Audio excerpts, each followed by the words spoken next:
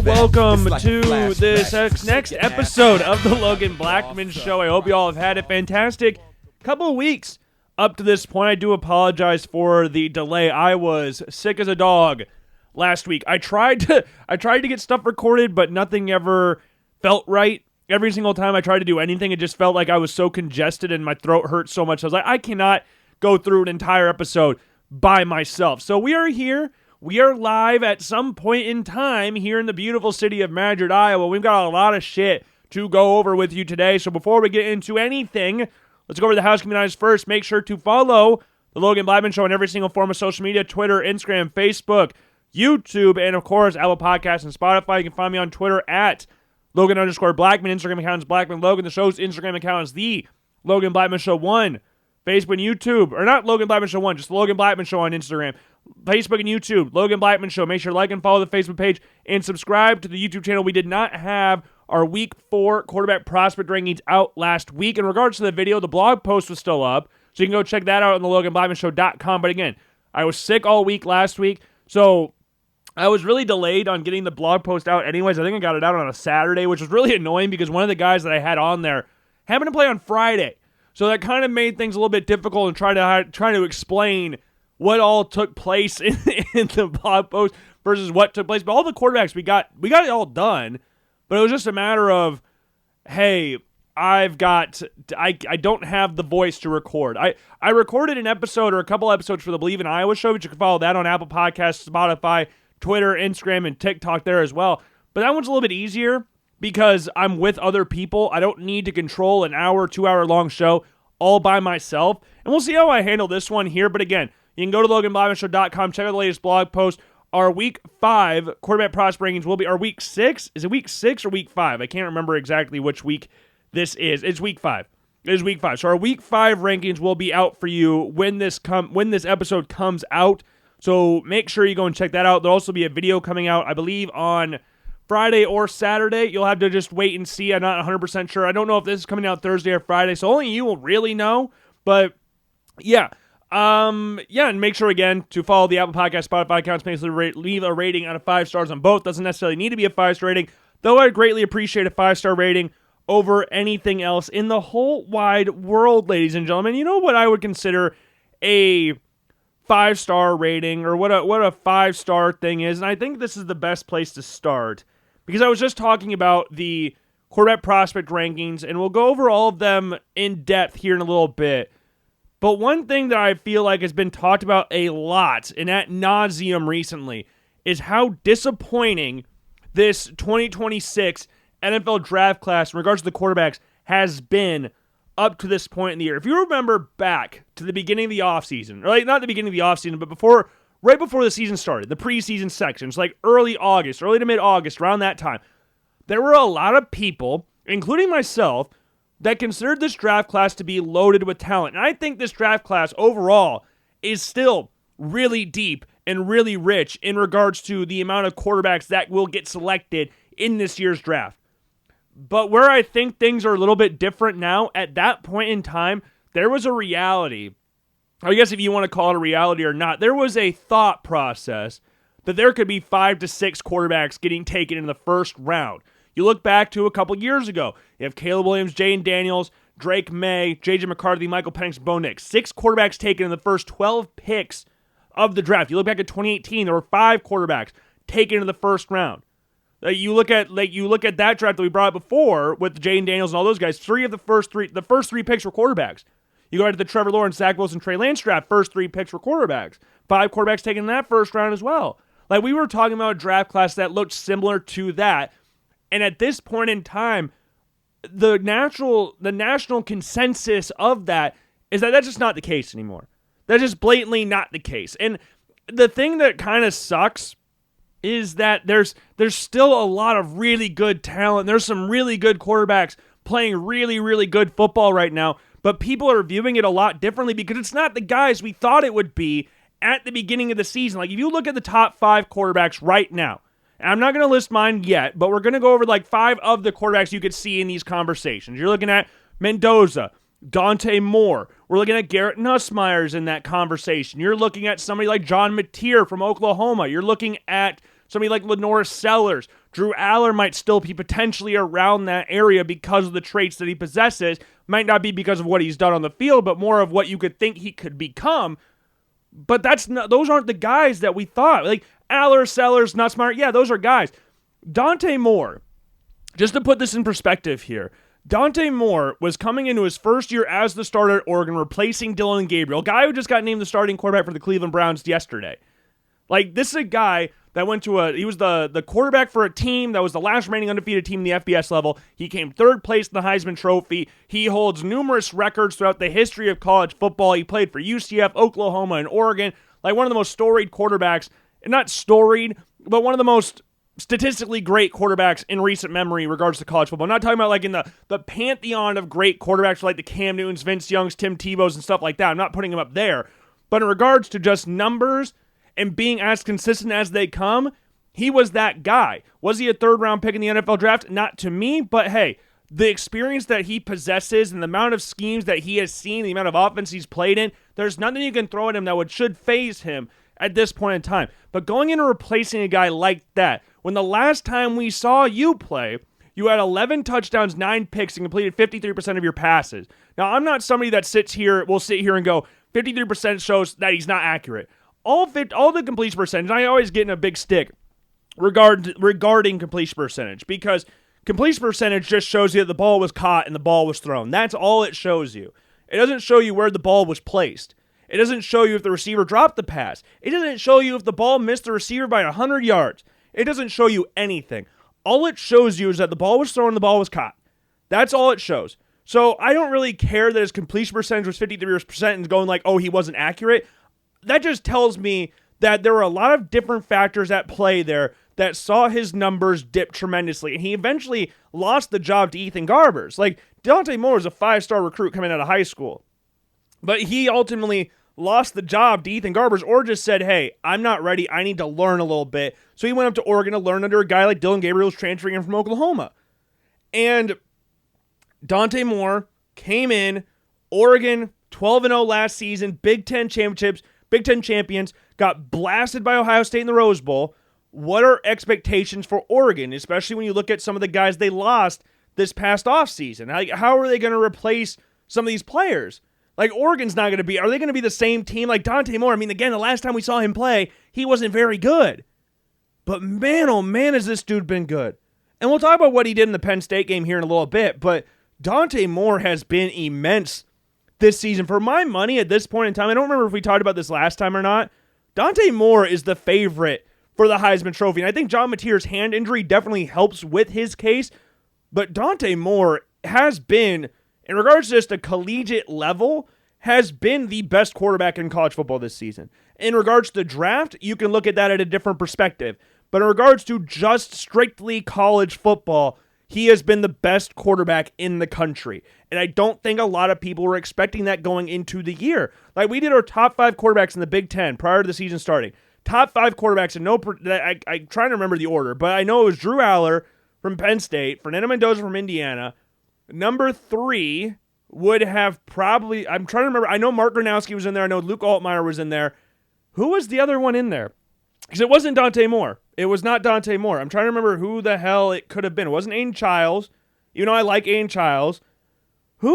I'm completely blanking on somebody here that I probably should not be blanking on. It's not Bryce Underwood, obviously, because he's a freshman. Who the hell? Oh, Nico Iamaleava from UCLA. Those guys were the 5 quarterbacks that I had for the top 5 quarterbacks in the Big Ten. Out of those 5, who is still in the top 5? Obviously, you would still put Drew Aller in there. I shouldn't say obviously because of the play on the field. Regardless, I'm talking about from a draft perspective. Drew Aller's still in there from a draft perspective. Fernando Mendoza is obviously in that category. Is Nico Iamaleava still in that category? Mark Gronowski, is he a top 5 quarterback in the Big Ten in regards to purely draft stock? Luke Altmaier, same thing. Illinois had an impressive win against USC this past weekend, but they got blown out by Indiana 2 weeks ago. Is Luke Altmaier still in that category? Did someone like Aiden Childs creep into that conversation? I think so. I think Aiden Childs is a top 5 quarterback in the Big Ten right now in regards to draft stock. I think he's got all the tools to be that kind of guy. And Dante Moore not only is in that top 5, he's arguably number 1 or 2 in that category. He's at lowest 2. which is not what anybody thought going into the year. Moving on to the next guy, John Mateer, a guy who was insanely fun to watch at Washington State. I had him at number 9 in my preseason rankings. John Mateer had all the talent in the world. There was just a couple things that John Mateer did where he tries to force the issue a little bit. John Mateer is a football player by every sense of the word. John Mateer wants to make plays every single time he drops back. He's got a great arm, he's got great size, and he's not afraid to tuck it and run it when he needs to. Like even against Michigan, he had 19 carries in that game. He's not afraid to make any play for your team. The problem is sometimes he forces it a little too much. Sometimes that willingness to get some extra yards for the team forces it, and he ends up turning the ball over. We've seen that a little bit at Oklahoma. He's got 3 picks this season, 3 of them the first 3 games of the year. He didn't have one against Auburn, but he had 3 in the first 3 games of the season. That needs to calm down a little bit. And some of the throws are just missed throws. Like you look at the one against Illinois State where you could say the receiver cut too far back inside. He thought he was going to go back to the outside. He went inside, got picked off. But the throw against the interception against UMass, UMass Temple, sorry. I got my maroon and white teams mixed around. The one against Temple, he tries to hit the receiver underneath. He gets blown up, and the ball just ends in the arms of the defender. Like, those are the types of throws. He doesn't need... The ball was going 2 yards past the line of scrimmage. Why do you throw that there? You know he's going to get lit up. Why are you throwing that? There's still a little bit in there, but John Mateer, at this point, is a top 5 quarterback in this draft class.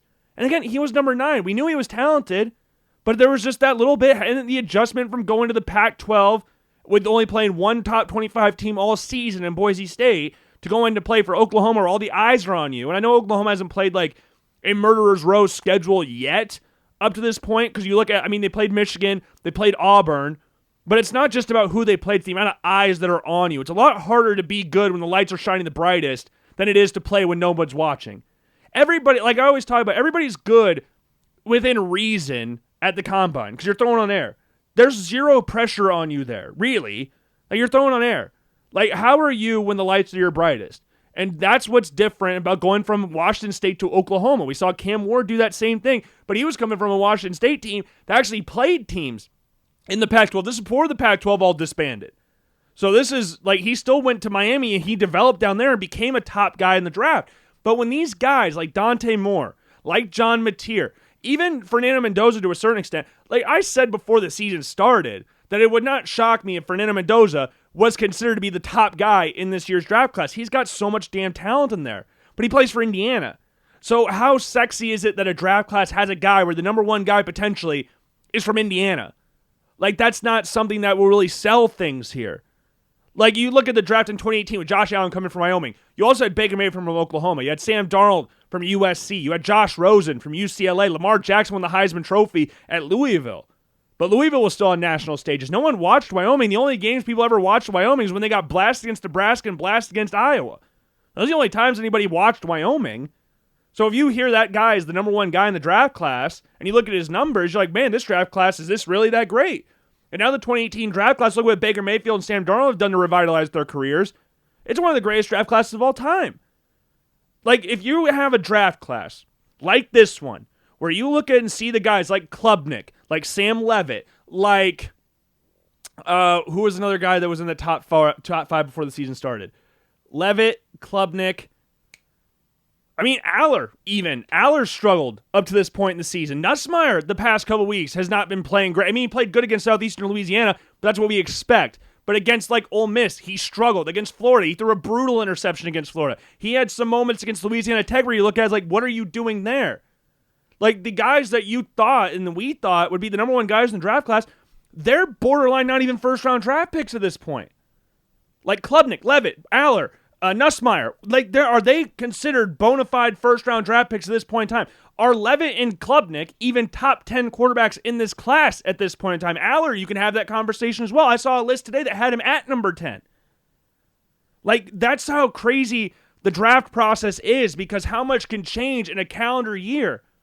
Like, if you even just look at the draft, like, you look at the promo videos before the draft, most of those guys that are in the promo videos aren't going to be, not most, but some of those guys that are in the promo video, you'll never hear about again after this year. Josh Rosen's career was pretty much done after he left Arizona when they drafted Kyler Murray a year later. Like, his career was done. And he was one of the prototype guys, the most pro-ready quarterback in the 2018 draft class. A guy that you're going to build around this guy. He is the guy that's the most ready to play right now And he had the attitude of a freaking cactus. And the personality of a freaking roll of toilet paper. Like, that's what, that doesn't bode well in the NFL. And the guy who was at Wyoming is now the best quarterback in the NFL. We'll talk about that here in a little bit as well. But it's just crazy how our mindset changes on a draft class because we built it up so much in the preseason to where it now, you can even go like, this isn't that crazy. But it's just how high the expectations were to what we're seeing now just doesn't sit well with a lot of people out there. Like, I got a Facebook notification today from a memory from a couple years ago. It was talking about the draft class. I don't remember what year it was. I get kind of lost in the year, but I think it was 22. Kenny Pickett's draft, was that 22? I believe so. Because 21 was Lawrence, Lance, and Wilson. So I believe 22 was Kenny Pickett's year. But regardless, 2022, because Bryce Young would have been 23. Okay, we got it. So yeah, 22. When Kenny Pickett was the only first-round draft pick and the only other quarterback drafted, the next quarterback draft was with Desmond Reader in the third round. That draft class, prior to the season start, do you remember who the top two guys pretty much unanimously were up to that point? I can tell you for free, it wasn't Kenny Pickett. Kenny Pickett was barely seen as a draftable prospect at that point in time, and then automatically became a first-round, or not automatically, but eventually became a first-round draft because he put up really good numbers at Pitt. The top two guys going into that year were Spencer Rattler and Sam Howell. Those were the top two guys. People were talking about Spencer Rattler being a guy like Patrick Mahomes. Like, that's what they were talking about with Spencer Rattler, about he is the most talented quarterback Lincoln Riley had ever worked with up to that point. This is the point where he had worked with Baker Mayfield, Kyler Murray, and Jalen Hurts. And he's got Spencer Rattler on him. And now he's the guy that's going to take Oklahoma to the next level. Because Oklahoma was a team that was perennially going to the playoffs, but they just get blasted every single time after Baker Mayfield left. They just get blasted. Like that game against LSU when Jalen Hurts was there. Goodness gracious. You would have, if you just showed that game to somebody, I don't think anybody would, if they didn't know about it, I think you'd have a hard time convincing them that this was a top 4 matchup in the college football playoff. These two teams were competing to play in the national championship game. They looked like they were playing two different sports. But going into that 2022 season, it was Spencer Rattler and Sam Howell. Malik Willis was in and around that conversation, but even he was a raw prospect. He played at Liberty.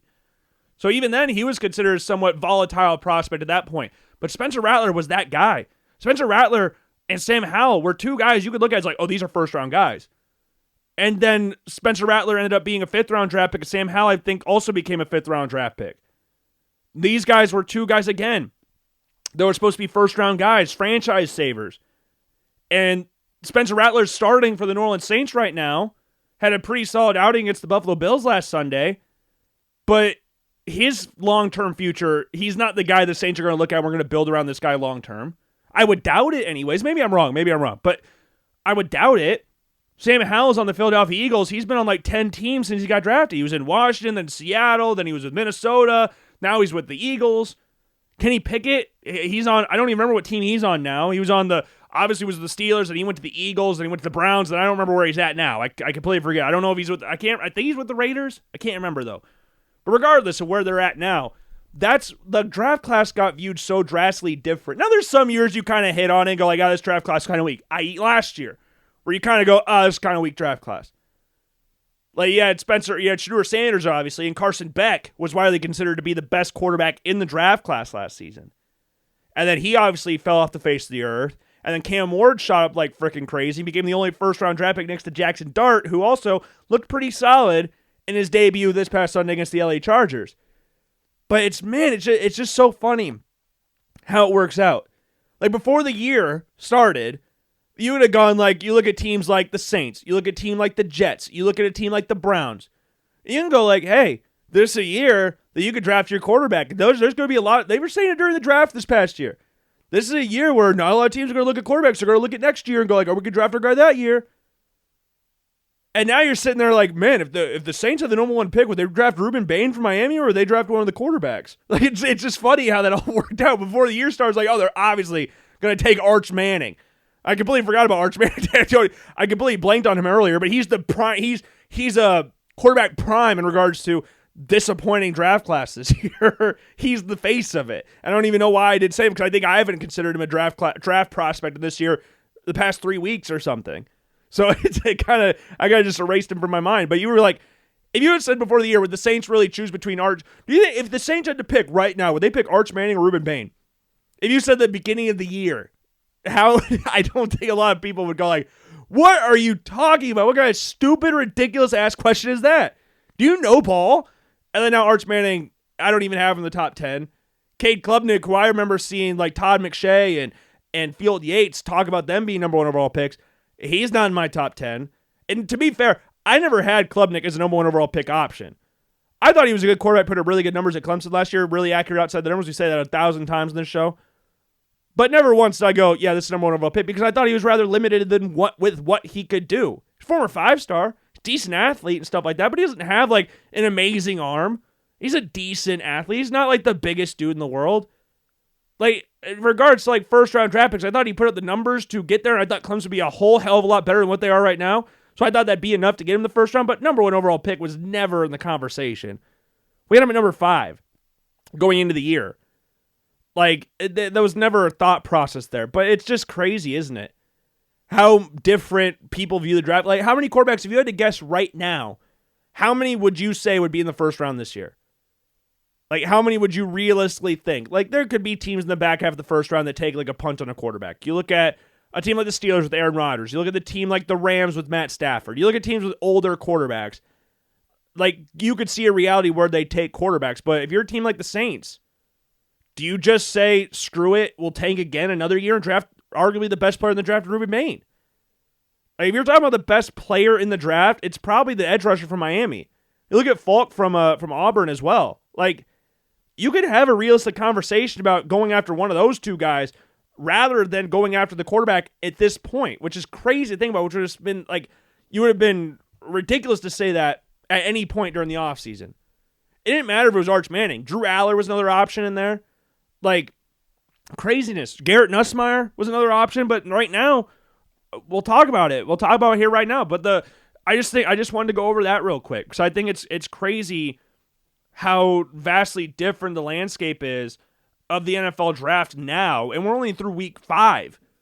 Like, we still got a whole season to go, and I still think, again, I will reiterate this, I do think this draft class has a good amount of depth in it. I do think that there will be a good number of quarterbacks still drafted. The number of first-round guys at this point, I would say, is probably less than 5. And we'll talk about the guys that I think could be first-round draft picks here after we're done with the list, because I don't want to spoil anything for you. But here we go with our Week 5 quarterback prospect rankings for the 2026 NFL Draft.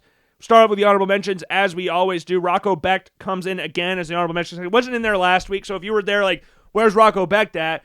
They didn't play, so he wasn't going to be in there. But Rocco Becht against Arizona this past week, 14 for 20, 243, 0 touchdowns passing, with an interception in there.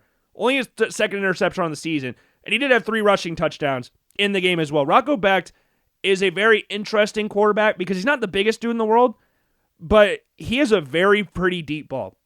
He throws one of the best deep balls in college football, and I think this version of Iowa State that we saw this week against Arizona is the Iowa State that we're going to see the rest of the year, because I don't really think at those first 4 games, because remember talking about it of like, they're winning games, and they're undefeated. They haven't convinced me once. Like, against Arkansas State, they didn't look that great. You look against Kansas State, they're just not a good football team. Iowa, they didn't convince me that much there, even though they won the game by 3. South Dakota, okay, cool. You beat them by 50 points. I don't care. But that game against Arizona, against a Big 12 opponent, that's a game where you're like, okay, that's what I'm going to expect from Iowa State the rest of the way. And I don't think Rocco Becht played an immense game, but I think Rocco Becht made some good throws. The interception, whatever. No touchdowns passing, whatever. But it's about the throws you make throughout the game. I thought he made some really good throws throughout the course of the game. Now, I did see some Iowa State fans on Twitter talking about he needs to be in the conversation for a Heisman. No.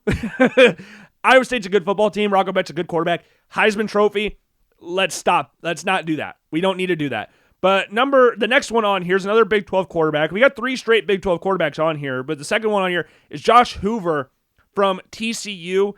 20 for 32, 242, 0 tuds, 2 picks in a loss against Arizona State. TCU was the 24th ranked team in the nation after coming off a win against SMU. And Josh Hoover, last week, he came in at number 9 on the rankings last week against SMU. 20 of 40, 379, 5 touchdowns, 1 pick. And him and Eric McAllister went freaking ballistic in this game. Eric McAllister had like 250 yards receiving in this game. Like it was ridiculous. Like I don't think I've seen a duo that in sync, barring the Texas State game with Sam Leavitt and Jordan Tyson. Apart from that, I don't know if I've seen a quarterback and wide receiver that much in sync in a game so far this season. In regards to numbers, like the Tyson and Leavitt game against Texas State wasn't like big numbers, but in regards to some of the plays they were making, it was ridiculous. But Josh Hoover, I thought, made some very strong throws throughout the game against SMU. And SMU, if you remember last season, had a very solid pass defense. Now their pass defense has been a little bit more suspect this year. Now they have played some good passing offenses. Baylor's passing offense they played already at this point in the season. Sawyer Robertson had a very, very good game in that one. They obviously won that game at overtime. But I think Josh Hoover is a very good quarterback.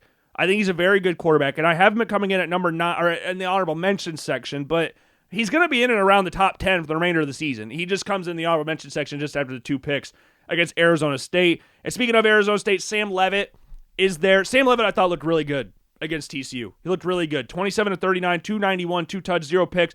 Also had 62 yards on the ground with a rushing touchdown there. One of the best dual threat quarterbacks in college football. Electrifying playmaker, can make something out of nothing better than almost anybody in all of college football. I put him up there with like John Mateer in regards to making plays and being fearless on the football field.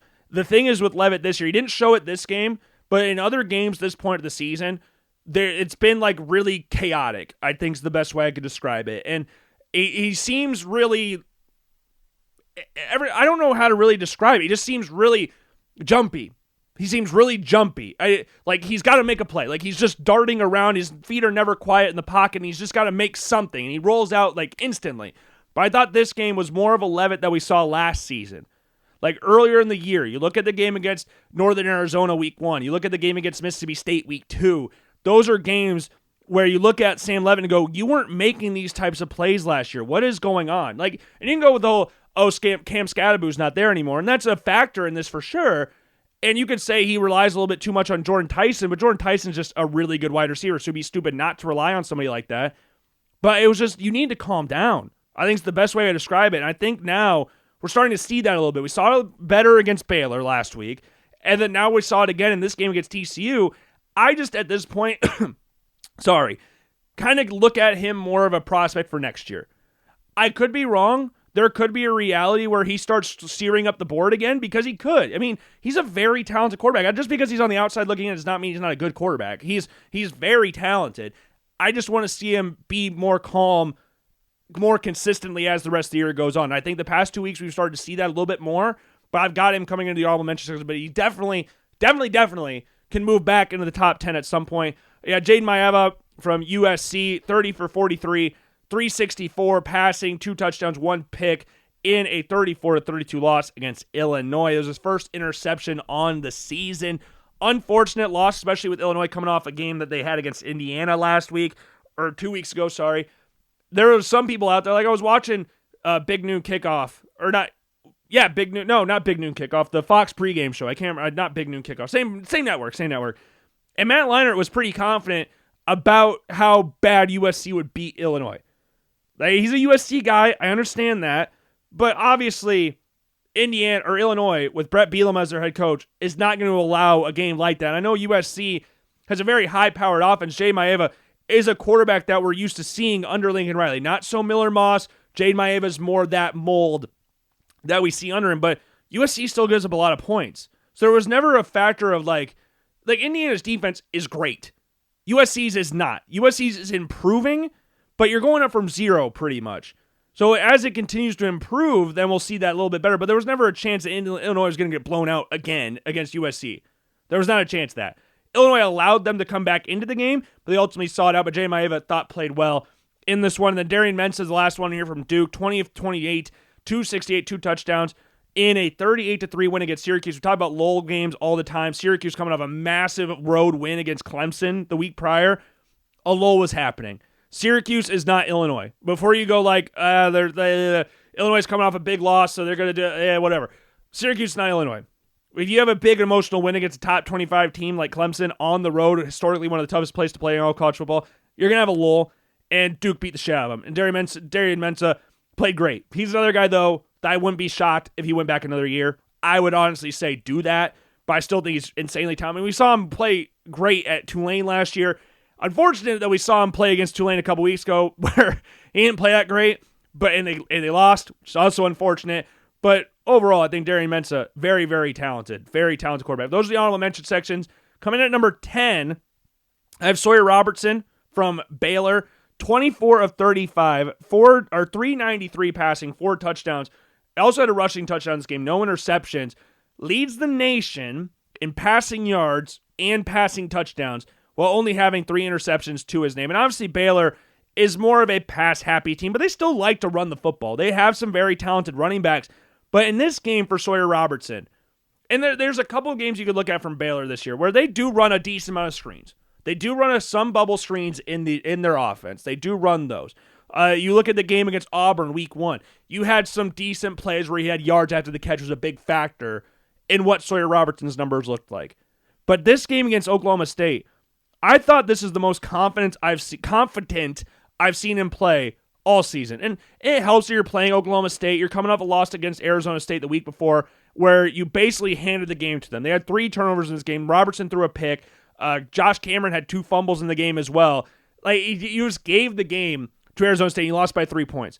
If you go into your next game with it being on the road against a team like Oklahoma State, who's got a new head coach, they fired Mike Gundy, you're going to play well. But there was that little bit of me that was like, oh, maybe Oklahoma State has that new coach boost, and they somehow beat Baylor. Or maybe not beat Baylor, but give them a game. And they did. I mean, it was 28-20 at halftime. Like, Oklahoma State was in and around the game. But Sawyer Robertson, if he plays like this throughout the rest of the season, like, he can make some ridiculous throws. And I don't think he gets talked about enough in regards to the draft process. And there's some things I understand with the whole thing. I do think his motion can be a little long. At times. I think his footwork needs improvement. I think it definitely needs to be worked on because there's some, his base is not really, sometimes it's not very solid. So there's some inconsistencies in regards to accuracy because of his footwork being as somewhat wayward as it can be. And I think the throwing motion, it has a lot of zip on it when it gets on the back half of it, but that start of it is really long. But once he gets to the top, it zips down really quick, and he puts a lot of zip on the football, and he can make every single throw on the football field. And I think in this game against Oklahoma State, we saw him make some very good throws along the sideline in the face of pressure where he has to duck around blitzes, where he has to pump down the field, and he's still able to deliver balls with defenders right in his face. And Oklahoma State brought pressure. Baylor's offensive line is not great. We saw that most notably in that week 1 game against Auburn, but their offensive line is not very good. So Robertson has been needing to get the ball out quicker, but you look at some of the throws he made. You look at the one to Prentice in the second half, the first drive of the second half, like less than a minute into the second half, just on a freaking line. Defender right in his face, arm in his face, drops it right in front of Prentice for the easy touchdown. Easy touchdown. Scans the entire field. Does a really good job at scanning the field. Doesn't force the issue all too often. He had a nice play to Cole Wilson, sorry. No, what was his name? I'm blanking on the wide receiver. He had a really nice 39-yard pass to a wide receiver, to Caden Knighton. It fumbled the ball. Fumbled the ball at the 50-yard line, gave the ball right back to Oklahoma State. A chance for them to further extend their lead in the game. And they went on a little bit lull period after that, or maybe right prior to that or something. I can't remember. But there was one play as well later in the second half, or later in the third quarter, sorry. They have a motion. And I always try to tell people, like, when the motion comes across, you're looking for if it's man or zone. They send a guy in motion. No one moves. Or they shift, but no one's following the receiver. So they just shift. Then he sees the corners blitzing. So you're playing zone, corners blitzing. Okay, we're going to have an open receiver on the corner route because the outside defender is going to drop down to the zone where the corner is no longer there. So you're just going to have a massive hole along the sideline between the safety and the corner, or the linebacker, who dropped deeper back into coverage, and he lets the ball go before Prentice gets out of his break. Or Cameron, gets out of his break and get a 40-yard gain out of it. Look at the throw to Michael Trigg later in the game as well. I think it was in the fourth quarter. 3rd and 11. No one there. Slides to the right. Steps up to the pocket back to his left. And delivers a dot to Trigg in a spot where only he can get it. I mean, it's big tight end. Big tight end. Puts it only in a spot where he can get it. Sawyer Robertson, again, played with a lot of confidence in this game. Played in rhythm in this game, despite the fact that defenders were in his face constantly. Hands in his face. He's getting little nudges after he throws the football. There's still some things he needs to work on. There's still some things he needs to work on. He's not the finished product yet. Again, throwing motion can be a little long. It can be. But when it pops down, the ball zips out of his hand. His footwork definitely needs to be improved upon. But if you look at some of the throws he's making with this type of technique, you could see the potential that is there. And he's a decent athlete as well. He doesn't need to show it off too many times up to this point in the year. I mean, right now at this point in the season, in regards to rushing yards, he only has 9 yards, like in total. Like he hasn't really needed to express his athletic ability too much this season. But he's not afraid to take off and run if he needs to. But he's just so confident in his arm. Every single game that Baylor's played, so they played 4 times this year, he has not thrown less than 3 touchdowns in any of those games this season. He's had 3 or more touchdowns in every single game up to this point, which is why he's got 17 touchdowns to his name. Like, he's playing really, really good football at this point in time. And I think he needs to get talked about a little bit more in regards to the draft process, because I think he has the potential to be very, very good. There again, I got to keep reiterating. He's got some things he needs to work on. I'm not sitting here saying he's the finished product by any stretch of the imagination. I'm not saying I would draft him with a first-round pick or anything at this point. But there's stuff there that if he's able to figure it out more consistently, then there's no reason why he can't be a top-ish draft pick this year. Or top-ish, day 2 draft pick. That's where I'll go with at this point. But number 9, I have Dillon Gabriel. Dropped down 2 spots. He was at number 7. I thought he looked really good in the game against Memphis last week. Obviously threw an interception in that game. I had him raised a spot. He came in the week before at number 8. Had a touchdown, 2 picks against Memphis. Not great interceptions, but I think he makes enough throws throughout a game to where I can go like, okay, 2 picks, not great, but I can see what you're doing there. And again, he's another guy where we talk about he's not the finished product yet. Dillon Gabriel has got an immense talent. I believe before this game this past week, he was leading the nation in total yards of offense. I believe. I could be completely wrong there. He has 400 yards rushing up to this point. 441 yards rushing. 2 touchdowns to his name as well. Also has 12 passing touchdowns, 5 picks. So he dropped down 2 spots, like I said. This week, he had the misfortune of playing Notre Dame. And Notre Dame's defense up to this point has not been very good. It hasn't. I mean, they gave up 30 points to Purdue the previous week. Like, I was halfway expecting a shootout. I'm not going to lie. This is the first time Notre Dame and Arkansas have ever played each other. And the first time they played each other is down at Fayetteville, down at Arkansas. I thought this was, if it was maybe a little bit later in the day, maybe we would have gotten a little bit more of a shootout. But instead, Notre Dame just beat the absolute piss out of Arkansas. And they were not nice about it either. Second half, they're up by 50,000 points. They're running a fake punt. Like, what are you doing? Why do you need to run a reverse fake punt? Like, that's just not necessary. You're Millie rocking on his grave right now. Like, this is ridiculous. Sam Pittman's got fired after the game, and you're running fake punts on him. Like, he's already down in the dumps bad enough. They got 1-score losses to Ole Miss and Memphis back-to-back weeks. They don't need you doing that to them. Like, what the hell is that for? Marcus Freeman, I thought you were a man of class. That was disrespectful. that was disrespectful. But Dillon Gabriel, 17 for 32, 207, no touchdowns, 1 pick, 81 yards rushing. When he gets out in the open field, he is really hard to track down. I mean, 6'6", long striding dude, probably runs somewhere around a 4.5 40. Like, he's not very easy to bring down. He's very hard to bring down. He had a couple big runs in this game for Arkansas. Throwing the ball, the first drive, he had a really good throw. He had a really good play to Blake early on, 33-yard pass, hits him right up the seam, right over the top. The linebacker drops it right to him, between 3 Notre Dame defenders. Like, it was a perfect throw. Perfect throw from Dillon Gabriel. And there's a few times throughout this game, or not this game, but this season, where you're like, man, that's a perfect throw. And he had a throw late in the second half. Notre Dame's up 35-13, and he hits Sharp. Very nice throw in between a few other Notre Dame defenders. Sharp fumbles the ball. Notre Dame needs 2 plays to score. 30 seconds left in the first half. You're up 35-13. Respectfully, you can kneel it down, but no. You go down and score. Now, I'm obviously joking here because I am one person that's like, hey, if you don't like it, stop it. Like, if you don't want me to score a touchdown here, then stop it. So I really don't care about Marcus Freeman. I think it's kind of funny. I think it's just more funny that I was like, dude, you're 35-13 with 30 seconds left in the first half. You don't need to try and score again. But hey, if they're not going to stop it and they're going to let you score, might as well. And then Taylor Green threw an interception late in the game. Like, Sam Pittman kept the starters in the entire time. Like, they're getting embarrassed, 56-13, keep them in the entire time. But Taylor Green threw a really bad pick at the end of the game, overthrew his receiver, landed right in the arms of the defender. Defender pretty much ran the route for the receiver, landed right in his arms. It just wasn't a good game overall for anybody involved wearing red on Saturday. I mean, they've got a bye this week, which I think is fantastic. And Bobby Petrino's back as head coach, which I think is hilarious. But they play Tennessee next week. Joey Aguilar is playing really, really well at this point in time. And I think Tennessee, given how bad Arkansas's defense has been up to this point, might put up 40 points on them. So it's up to Taylor Green and coach. Mississippi State played well against Tennessee this past week. They played really well against them. But it's on the road. So how are they going to do on the road in the SEC against Mississippi or against Tennessee, sorry. How are they going to do against that? I don't really know.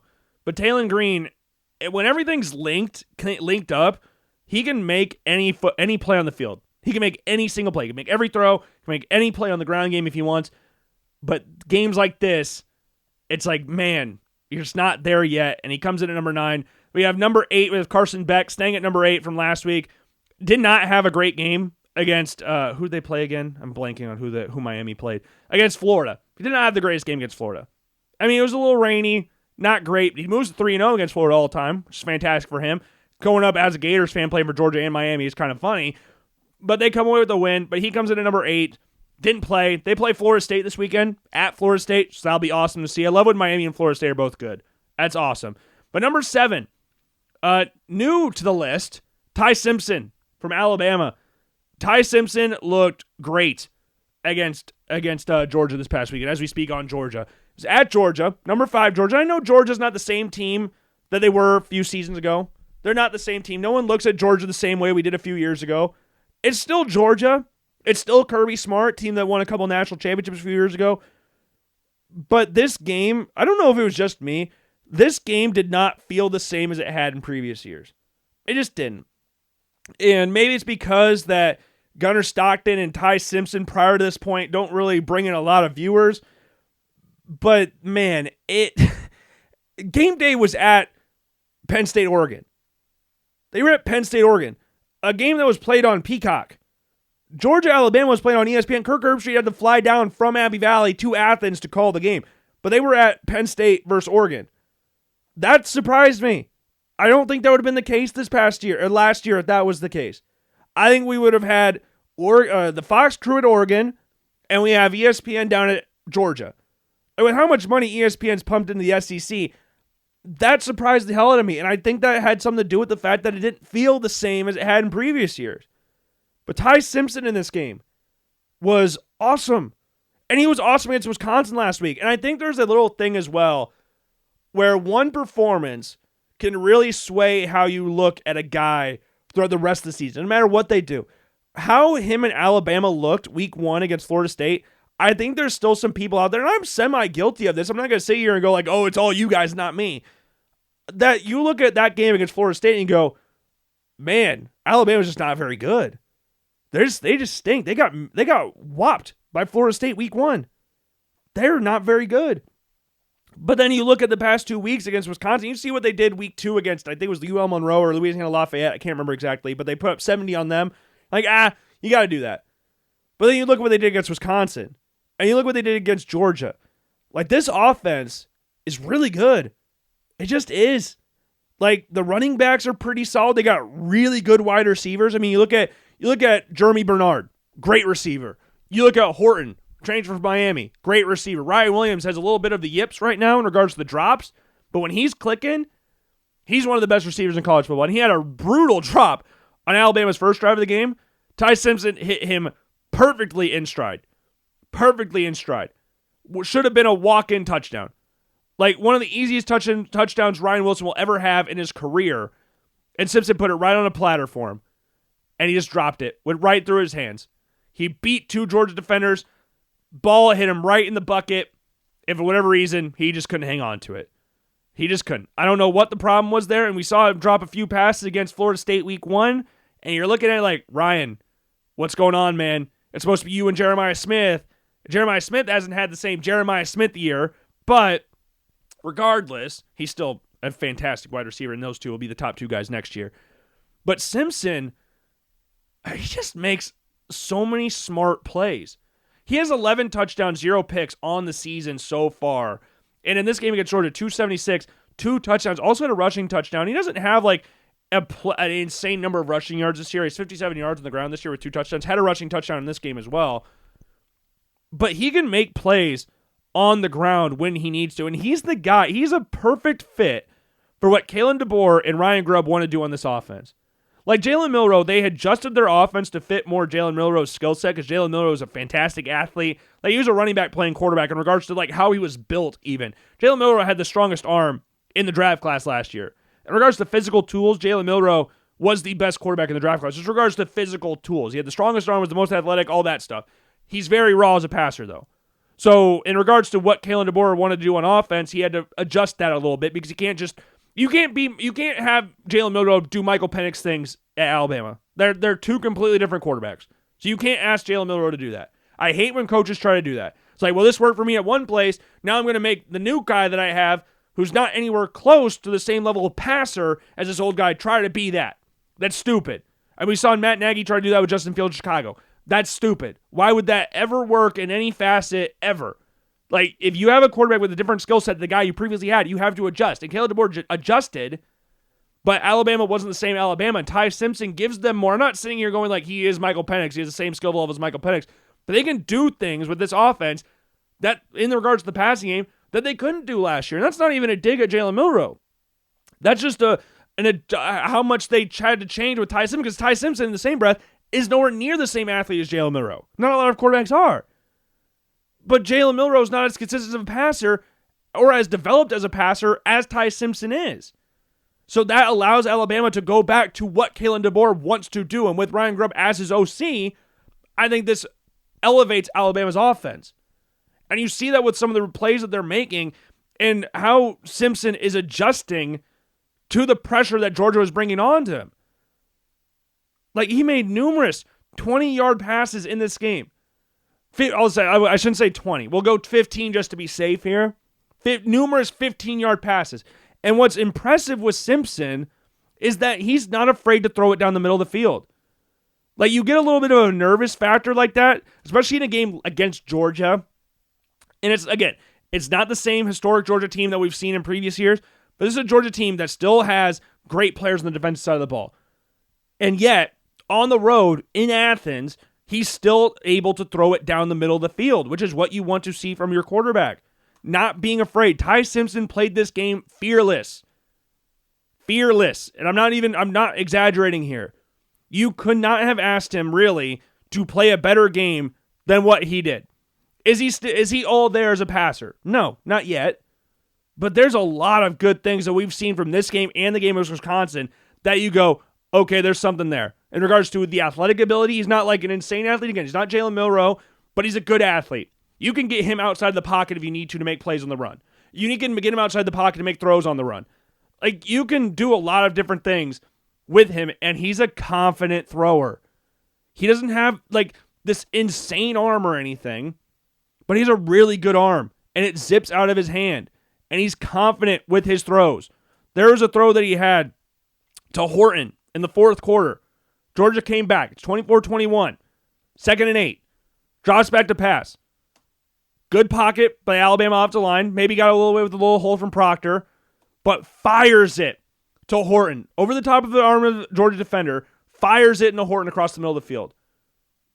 His first year as a starter. I know we saw him start a couple games the past couple years, but his first year as a starter, being able to make those kind of throws across the middle of the field, he could be in the top 5 in no time. Given these past 2 performances, he could be in the top 5. I'm not going to include the game after the Florida State game. Again, whatever Louisiana team it was, that's what they're supposed to do. Against Wisconsin, you could say he's supposed to beat Wisconsin. But looking as good as he did in Wisconsin, that's what we want to see. And if he continues to do that, he can be a top 5 quarterback in this class, no problem. Number 6 on this list is Drew Aller. Drew Aller is the most frustrating quarterback in this draft class because when everything's clicking, he might be my favorite quarterback in the draft class. When everything's clicking. And there's another guy I'll talk about in a little bit that is also challenging him for my favorite quarterback spot. But he was my number 1 guy going into the year. And you could sit there and go, well, Logan, obviously he wasn't going to be number 1 going out after the season because he's not consistent enough. And I was under the impression, and maybe this is naivety from my part, and I'm sorry for that, but there was a part of me that was like, this is the most physically gifted quarterback in this draft class. 6'5", 235, 240 pounds, strongest arm in the draft. He's not a plus athlete, but he's not afraid to pick up gains on the ground when he needs to. And he's super confident. Super competitive. He's super competitive. And it was just like a matter of getting the little things fine-tuned to becoming X-quarterback at this level. Penn State, before the season started, was widely considered to be one of the favorites for the national championship. And the big reason behind that was Drew Aller. Yes, they had good players. You had good running backs. You had an improved receiving room. Dennis Sutton's one of the best edge rushers in college football. You had players. I'm not sitting here saying it was only Drew Aller. But what we saw from Drew Aller last season, going into this year, he made progressions from his first year to start of last year. What was he going to do from last year to this year? With all the tools that he has, with an improved receiving core, yes, there's no Tyler Warren there, but with an improved overall receiving core, what is he going to do? And so far this season, he's not been that. He has not been good this season. He looked good against Nevada week 1, but against FIU and Villanova, he did not look good. And there was part of me that was like, hey, they're going to be super vanilla going into the game against Oregon. They have a bye week. They're going to show up everything against Oregon. Oregon's one of the best teams in college football. Tough team to play. You got a wide out. Let's just play as vanilla as possible going into the Oregon game. And Aller, in this game against Oregon, early on, missed throws. He missed them. And later in the game, in the fourth quarter, he made some very big throws for Penn State. And with Aller's skill set being what it is, in regards to size and arm strength and all that, he can make throws from off-balance positions. Like there was a throw he made where he was falling over, where he hit, I believe it was Ross. He's falling backwards, and he hits a 14-yard pass across the middle of the field right before halftime. Like as he's sliding backwards. And his 35-yard touchdown to Ross was beautiful. Like he's so competitive. But the thing is, we're not drafting Tim Tebow anymore. Like Tim Tebow made a career out of being in the NFL. I don't want to take anything away from what he did in college, but in the NFL, Tim Tebow made a career for being ass through 3 quarters, but then pulling it out of his ass in the fourth quarter. I'm not comparing Drew Aller and Tim Tebow. Drew Aller, for regards to an NFL prospect, is a way better NFL prospect than Tim Tebow. In regards to a college football player, they're also not in the same stratosphere. Tim Tebow is one of the greatest college quarterbacks of all time, if not the greatest college quarterback of all time. But Drew Aller, we need to see it through the whole 4 quarters. It cannot just be a fourth quarter thing. And then he threw the pick in overtime, which was not a good pick. He tried to fit it into his tight end. I mean, you have the safety playing over top. You have the safety drop back at coverage. You're trying to find the window there, but the safety jumped up, picked off the pass. Just not a good throw. Not a good decision. Not a good throw. Ended up getting intercepted. I can see what he's doing. I understand what he's trying to do, but that doesn't make it a good decision. Like, I can understand it, but I can also go, you probably shouldn't have done that. And I would have said that even if it hadn't gotten picked off, because if it got broken up, I would still go, that could have gotten picked off. Why are you doing that? There was a very little chance that ball was getting completed. Very little chance. And I need to see Aller play a full game. I need to see it.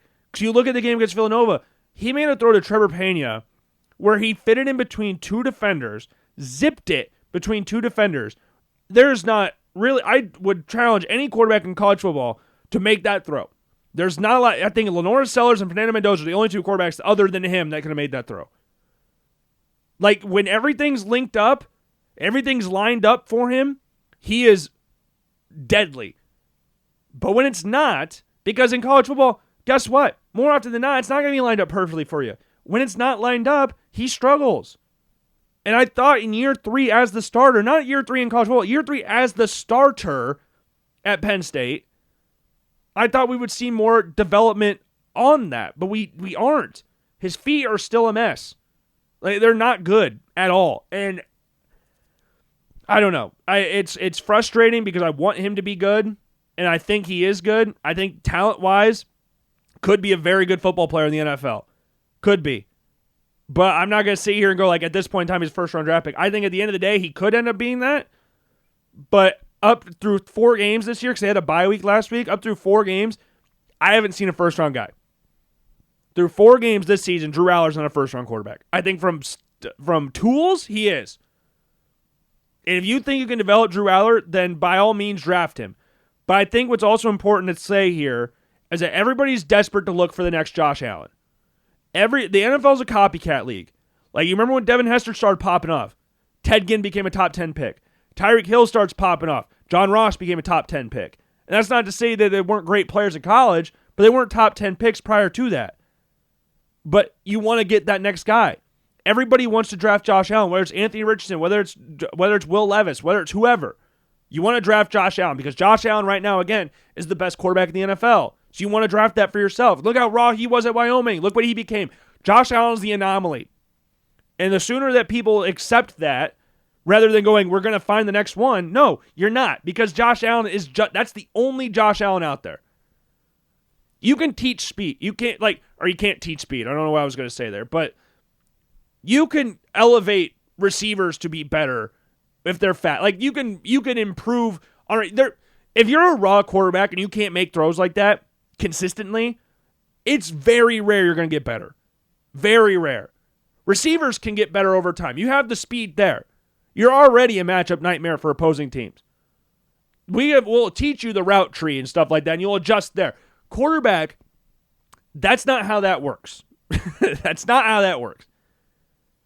Because if you can't, like, Drew Aller's got the arm. Cool. But if you can't make it there, then you're not going to be a very solid quarterback. I want him to be that. I want him to be the next Josh Allen, depending on where he goes, obviously. If he goes to a team I don't like it, then I want to be that. But I want him to overall to be good.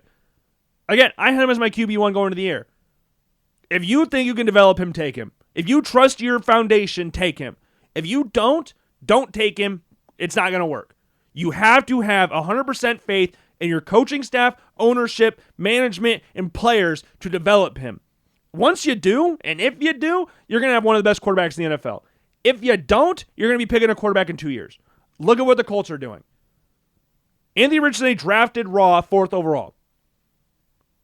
They gave up. They knew he was raw. They gave up.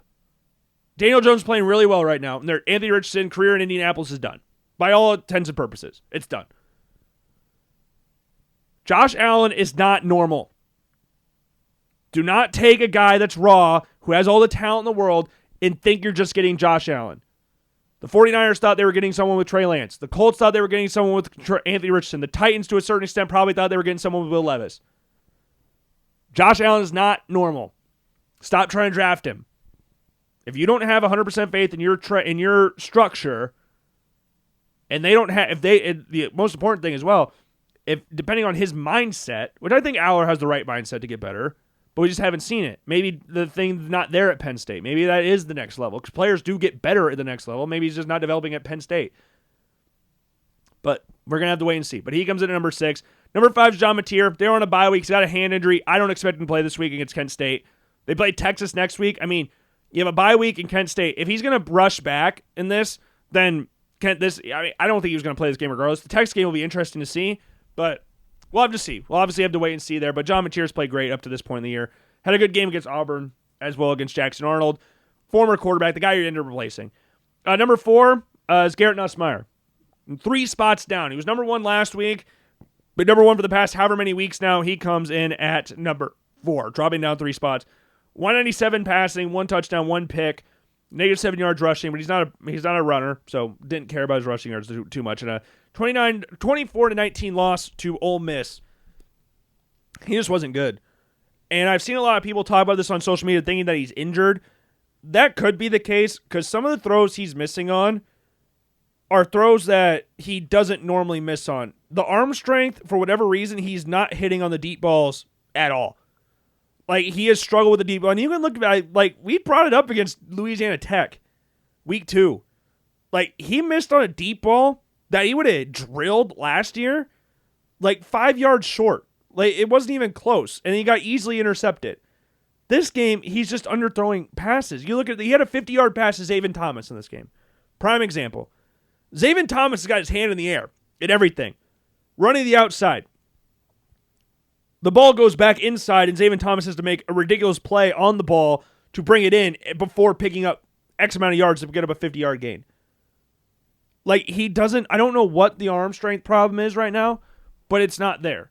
And the decision-making is not there. Like, he had a passing touchdown in his game that we talked about before, and it was to Allen Anderson, or Nick Anderson, sorry. It's all on Anderson. It's all on Anderson. I put the clip in the blog post because I thought it was hilarious, but it deflected off a defender, and then Nick Anderson makes an insane diving catch to come up with the ball. Like, it's not a Nussmeier at all. It's not a good throw, but it's a ridiculous play from Anderson to bring it in. Then you look at his interception on the second and the later in the beginning of the second quarter, forces it. And we've talked about Garrett Nussmeier being a gunslinger, wanting to make a play every single time, wanting to throw, not afraid to make any throw on the football field. The problem is, when you don't have the arm strength to make those throws right now, it's not going to work. And Nussmeier, we saw it last year, where if he makes one mistake, then they kind of start to roll on top of each other. What is it, Sisyphus? Is that the guy rolling the ball up the hill? Like, you get so close to the top of the hill, and once it starts rolling back down, it's impossible to stop again. I'm not saying that's what happened here, but it was just a bad throw, and I'm hoping that doesn't continue to follow him, because right now, up to this point in the season, he has 3 interceptions through 4 games. And they have played Clemson, Florida, Southeastern Louisiana, Louisiana Tech, and now also 5 games, 5 games. He had a bad interception against Louisiana Tech, he had the pick here, and he had a really bad interception against Florida. Like, these are not good picks either. They're not like insane plays by the defender. They're just bad decisions. There's bad throws. Whether it's underthrown against Louisiana Tech, whether it's the stupid throw across the middle of the field against Florida, where it was like 3rd and 20, and he tried to hit, I think, Caden Durham out of the backfield when he rolled all the way out to his right, and it was maybe picked up 3 yards if he would have completed it. I think he got this one where he's trying to throw across the middle of the field, just like quadruple coverage. Like, just not smart throws. Not smart decisions here. And he did have, like, you look at this one pass, he had a 15-yard pass to Barry and Brown. Like, he still has, like, good moments in there where he makes confident throws. But for the most part, you're looking at some of the throws that he's making and seeing some of the throws that he's missing on. You're like, what is up with Garrett Nussmeier? Because Garrett Nussmeier right now, Southeastern Louisiana, they were obviously going to have a good game there. I mean, Southeastern Louisiana, you would expect a guy of Garrett Nussmeier's quality to have a good game against Southeastern Louisiana, and he did. But that game against Florida was not great. The game against Louisiana Tech was not great. But this game against Ole Miss was kind of like, okay, you threw for less than 200 yards. You had a bad pick. The touchdown wasn't even really your responsibility. You had him drop down a few spots. So we'll see how they do. They have a bye week this week, and they got South Carolina next week. So we will see how that all goes for him, but it's just going to be a wait-and-see thing. And then speaking of South Carolina, number 3 on this list is Lenoris Sellers. And you could say this is a little bit hard done by me, because Lenoris Sellers, and we're talking about, like we talked about with Aller before, in regards to natural skill set, Lenoris Sellers is that guy too. But Lenoris Sellers is an elite athlete as well. He's still growing as a passer, but I think right now, in regards to a passer, he is more there than Drew Aller at this point in time. I think Aller, if he ever gets it all put together, then I think he could be the best guy in this draft class. But Sellers right now, you look at the game against Missouri last week. I almost put him at number 1 last week after his game against Missouri. He was, that is probably one of the best throwing performances I've seen from Lenoris Sellers throughout his time in college. He was great against Missouri. He had some good moments against Missouri last year as well, so it might just be a Missouri thing. But he had 302 yards passing, 2 touchdowns, negative 28 yards rushing, which in college, which I've always found annoying, college counts sacks in regards to rushing yards. Rushing yard totals, or sacks go against your rushing total. And the thing is, Lenore Sellers, this is one of my big gripes with Lenore Sellers. I think a lot of people can agree with me on this. He takes some dumb sacks. His pocket awareness still needs to be developed on, but most of the time, he's able to run away. Like, there were a couple times in this game against Kentucky where, passing the ball, he went 11-14, 153, no touchdowns, no picks, but he had 81 yards rushing. There were a couple times in this game where he makes absolutely something out of literally nothing, to the point of where, like, how is that possible? Now, we've already talked about before, you look about before the season started, he's the hardest quarterback to tackle in the open field in regards to all of college football. He is honestly, he's 6'3", 240 pounds, insanely athletic, and you're not going to be able to tackle him. And these defenders, I don't know why, continue to try and tackle him high. He's not a normal quarterback. Stop trying to tackle him high. It doesn't make any sense. Like, he had a 17-yard run in this game against Kentucky. Defensive lineman breaks through, line of scrimmage, shoots for his head, ducks underneath it, rolls out of it, and converts it into a 17-yard gain. Like, that's not normal quarterback stuff. Normal quarterbacks don't do that. Lenore Sellers is not a normal quarterback. And you look at later in the game, he rolls out to his left, cuts back. This is 2nd and 8, fourth quarter. Rolls out to his left, sees no one there. Pressure's coming on him, cuts back to the right, cuts up, breaks another tackle, which the guy coming on the top, tries to bring him down by his shoulder pads, and he breaks out of it and picks up 20 yards on the ground. Like, why are we tackling him at high? We saw that earlier in the season as well. Why are you trying to tackle him high? He's 6'3", 240 pounds, and is the most athletic player on the football field. Him and Nick Harbor, in regards to physical specimens, those two are, for their respective positions, those guys. In regards to physical specimens. And Sellers, again, is not fully there as a passer. I think his pocket awareness definitely needs worked on. And his feet are not there yet, but they're close. They're close. And when he's rolling, there's not a lot of quarterbacks that can make some of the throws that he can make. Like, there was one play that he had, it wound up being a 59-yard pass, but he didn't really, it wasn't like some insane dot down the middle of the field or anything like that.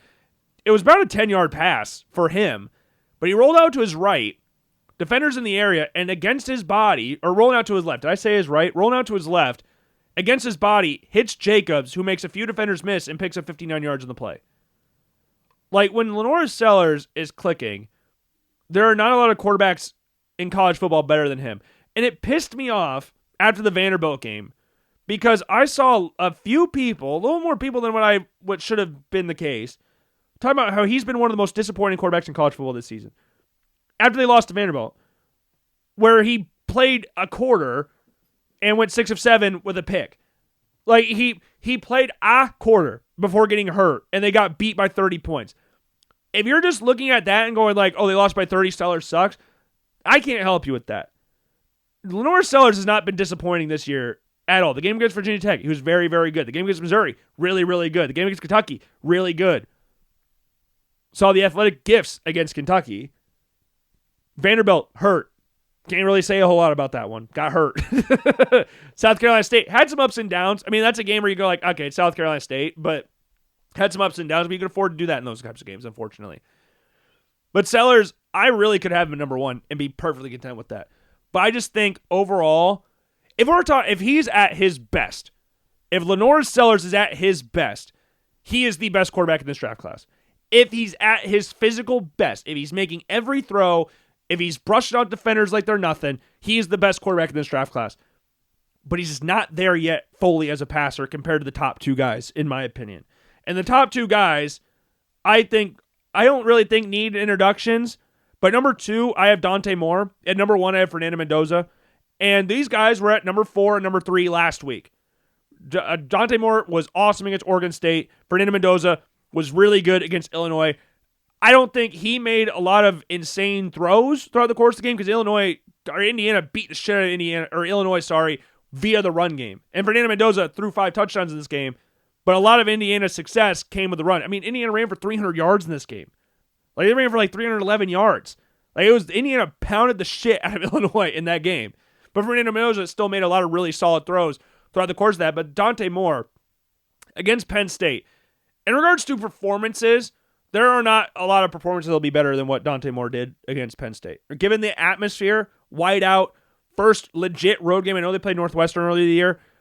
But again, like I talked about before, earlier in the show, the last time we saw Dante Moore before this year, he threw 11 touchdowns, 9 picks, completed 53% of his passes at UCLA. We've seen him play really well up to this point. But that was against Montana State, Oklahoma State, Northwestern, and Oregon State. That was it. Those were the teams we saw Dante Moore dominate against. And he dominated. Played great. Made elite throws throughout those games. He played in the fourth quarter more than one play one time, and that was against Oregon State. The 3 other games combined, he played one play in the fourth quarter, and he got picked off against Northwestern. And he tried to throw a touchdown and threw it to triple coverage. He got picked. Unfortunate, but it was a good play there by the defender. Against Oregon State, though, he actually played into the fourth quarter, which is rare, which is really rare for him. But this game against Penn State, atmosphere, expectations, coming in as the underdogs, to do what he did, making plays when he did, coming up on third downs in the way he did, there's nothing more he could have asked for him in this game. He picked up good gains on the ground as well, and it started a little bit slow for Oregon and Penn State. I mean, it was 3-3 early on in this game, or a little bit later than what I think a lot of people would have expected. But Dante Moore, rolling out to his right, finding open receivers, whether it's Kenyon Sadiq, whether it's DeCorian Moore, rolling out to his right, creating things out of absolutely nothing. You look at the throw he had to Bryant overtime, second overtime, rolls out to his right, ducks under a sack, stops, hits Bryant in stride, who walks it in from 25 yards out for the score, the ultimate game-winning touchdown. Throws a pick on the 2-point conversion, which got a little nervy, I'm not going to lie, when Dennis Sutton got as far as he did. I believe it was Dennis Sutton who got it. But he got as far as he did. That was a little nervy. As a neutral fan, that was nervy.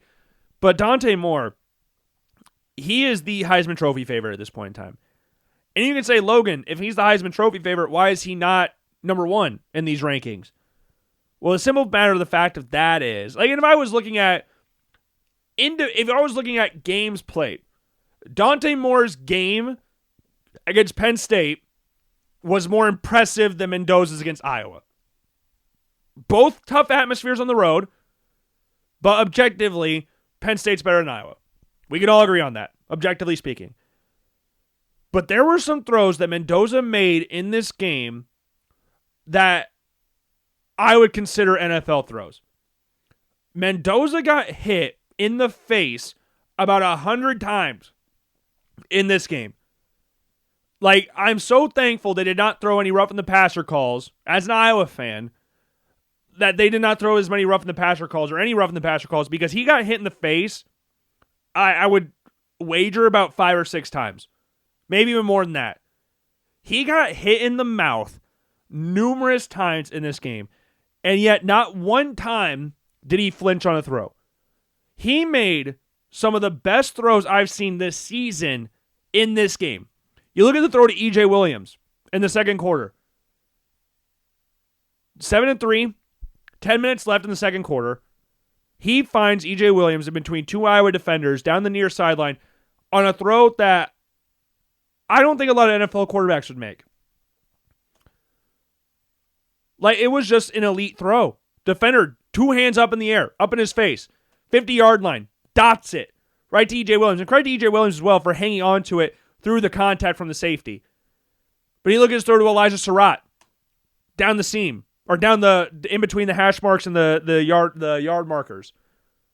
Montgomery comes in, hits him right in the face. Literally, right in the face. Hands up, in his face. Smacks him in the face. Hits Surratt in between 2 Iowa defenders.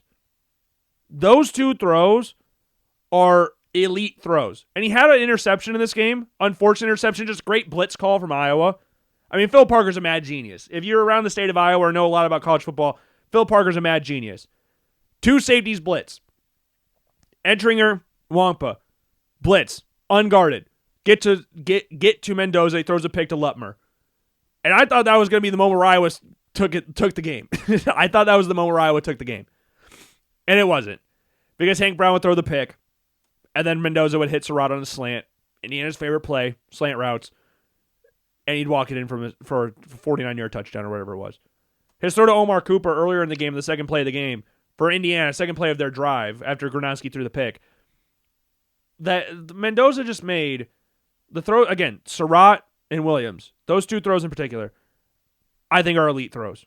And I think those are throws that should see him be the number one quarterback in this draft class, because I think when everything's linked up, and I've said that a few times, but Mendoza, for how much he got hit, and little extra hits as well in this game, which I love. As a Iowa fan, I loved it. I wanted them to rough up Mendoza, throw off the timing.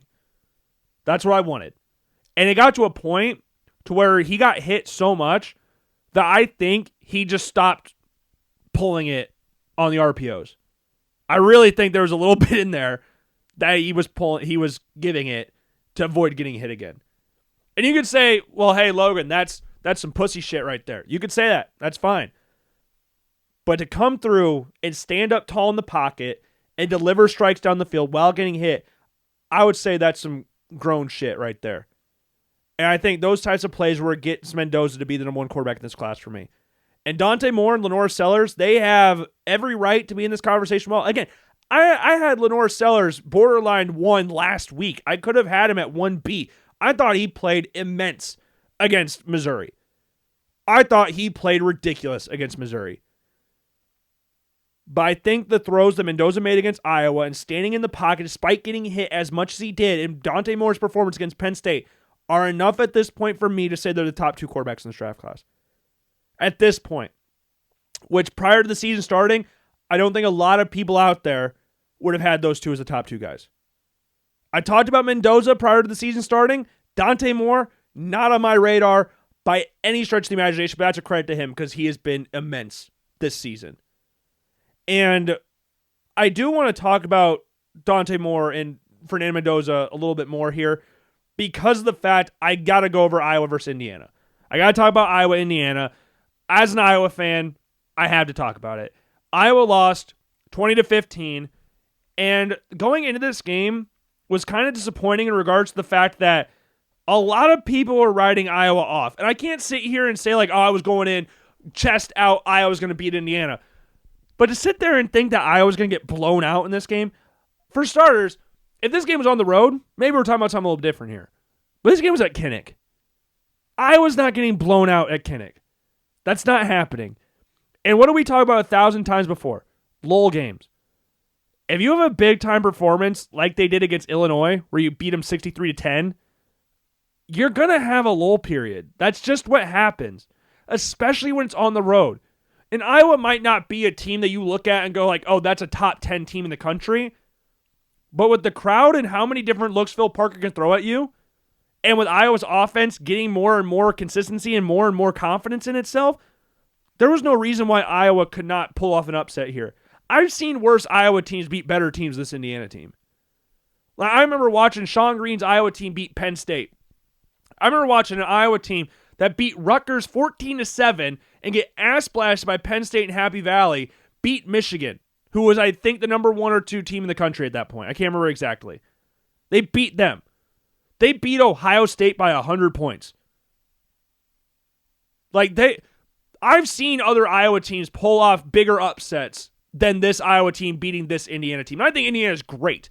I think their defense is elite. I think their run offense is great. I think Fernando Mendoza is right up there with Dante Moore as the top 2 guys for the Heisman Trophy and top 2 guys for the draft classes we just talked about.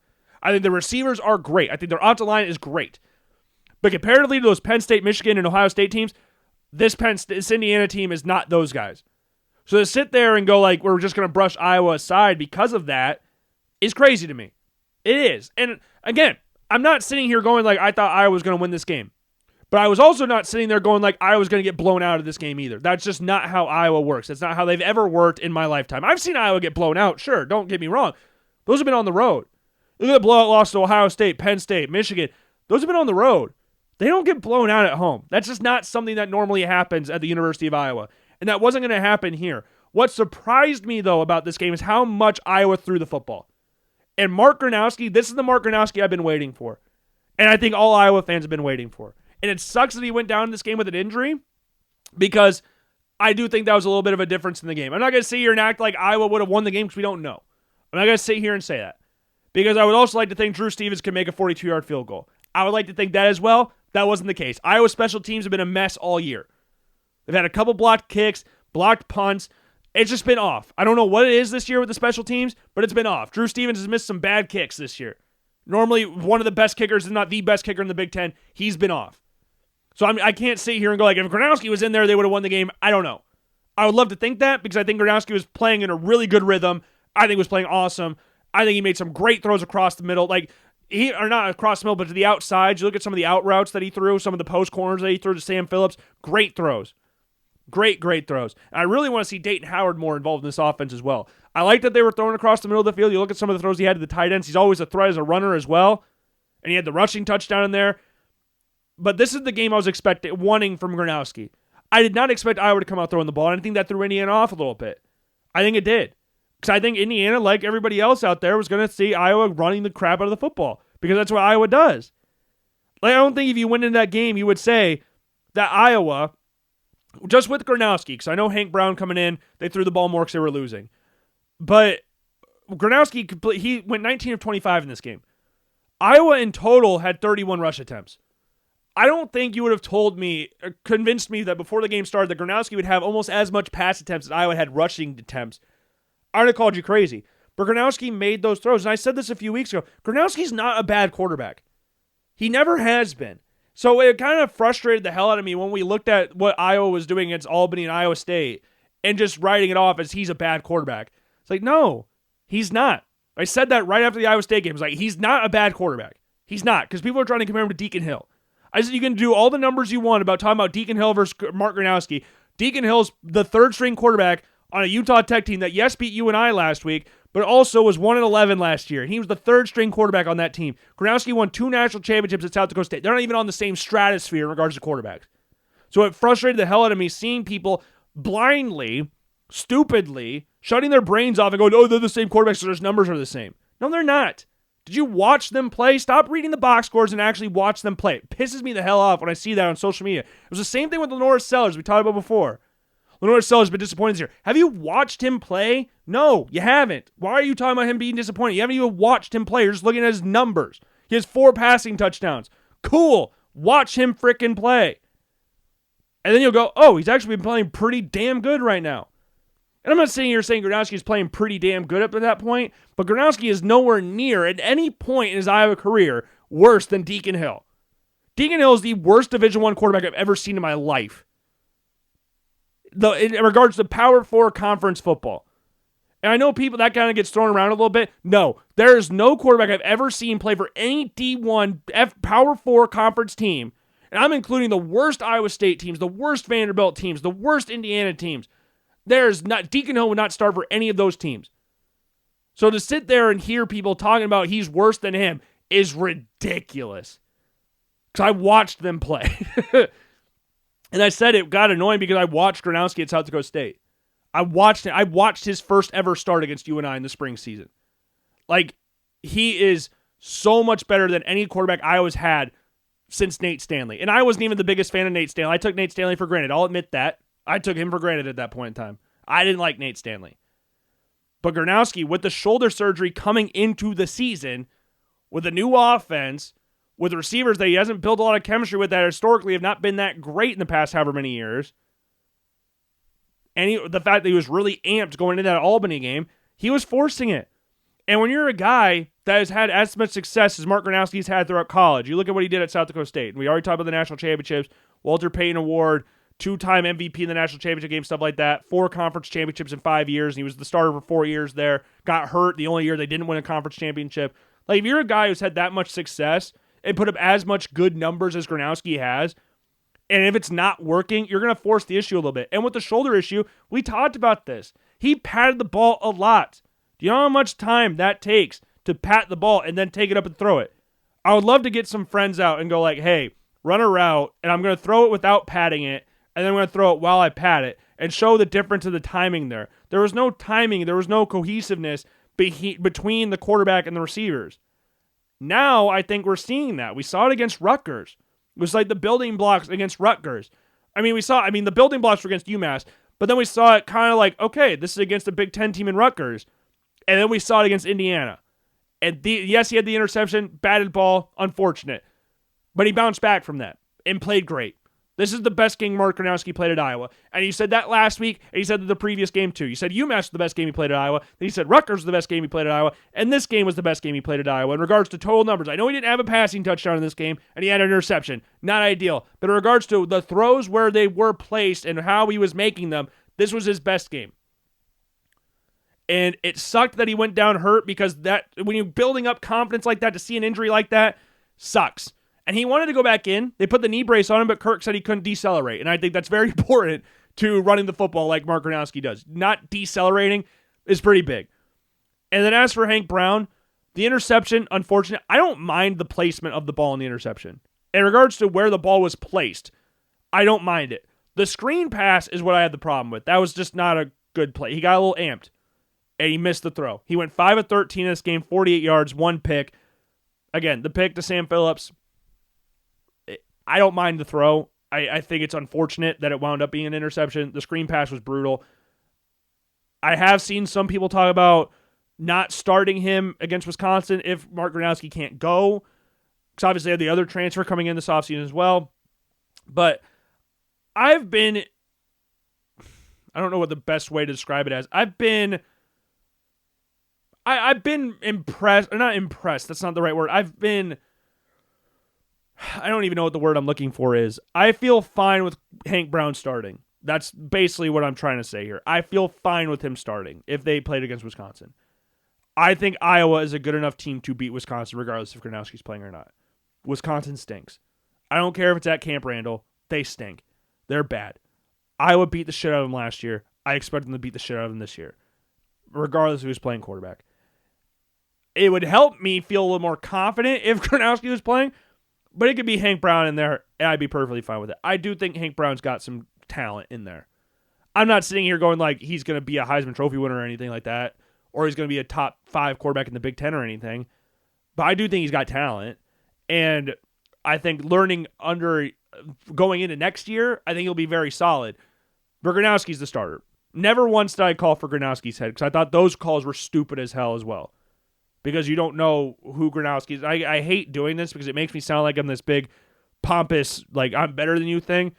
But if you actually watched Gronowski play at South Dakota State, you would know that this is not him. This is not the same guy. And these past couple games, we've seen him grow into the Gronowski that we saw at South Dakota State. It's not the same guy there yet, but it's close. And going into, I'm not going to lie, this game against Indiana, I said this on the Believe in Iowa show when we were recording prior to this game starting. I said Iowa matches up well against Penn State. And I said I'm actually more confident beating Penn State than Indiana. And after watching Penn State through those first 3 games, this was prior to the Oregon game. Those first 3 games we brought up before, Nevada, FIU, and Villanova, I think Iowa can beat that team. And after watching them against Oregon, if they do to Aller what they did to Mendoza, Aller's not making those throws that Mendoza did. So I think Iowa, I will make a call right now. It's October 1st. They play them in a couple weeks. I think Iowa will beat Penn State. At this point in time, I feel like Iowa can beat Penn State. Now, this obviously before the Wisconsin game. This is with Gronowski's, we don't know what his injury length will be. But after what I've seen from Penn State up to this point in the season, I think Iowa can beat them. I really do. I thought Iowa would be competitive against Indiana. I didn't really think they would beat them, but I think they can beat Penn State. I think I'm like 51% confident they can beat Penn State. After watching this, I think they can. And maybe that's crazy. Maybe that's crazy to say, but I think they can. Oregon, I don't think they can beat Oregon. But I think, and I say this all the time, when I struggle picking a game, I go with the quarterbacks. And I have more faith in Dante Moore right now than Drew Aller. So I would say, going into the year, I thought Iowa could beat Oregon. I thought Iowa was going to beat one of Oregon or Penn State. I didn't have them beating Indiana. I had them beating Oregon or Penn State. And it's mostly because the reason with Indiana, I thought Indiana's passing offense with Mendoza coming in, because I said he was an upgrade on Curtis Warwick, how that would look against Iowa. And my biggest question going into Iowa's season was the corners. So I was like, that doesn't match up well. But Oregon, Penn State, I was like, they're going to beat one of them. I don't know which one it is, but I picked Oregon because at that point, I was like, Dante Moore, he wasn't very good at UCLA. First year as a starter going to the road to Kinnick. We'll see how he does. And then we saw what he did against Penn State. It's like, well, shit. Okay. now you know what? I don't feel as confident in that game. But I think they can beat Penn State. I really do. And it's frustrating because Iowa's lost 2 games this year by a combined 8 points. That's really frustrating. It's really frustrating. And the Iowa State game was whatever. I don't think Iowa offensively was great. I don't think Iowa State was that great in that game either. But like I said before with Rocco Becht, I think the Iowa State we saw against Arizona is the Iowa State we're going to see the remainder of the season. Now, what I think is interesting, as we're on Iowa State, what I think is interesting is this road stretch that they got coming up here. This is a very tricky stretch. And I know Iowa State's a good football team. I'm not taking anything away from them. They are a very, very good football team. Very talented on both sides of the ball. Rocco Becht's playing really good right now.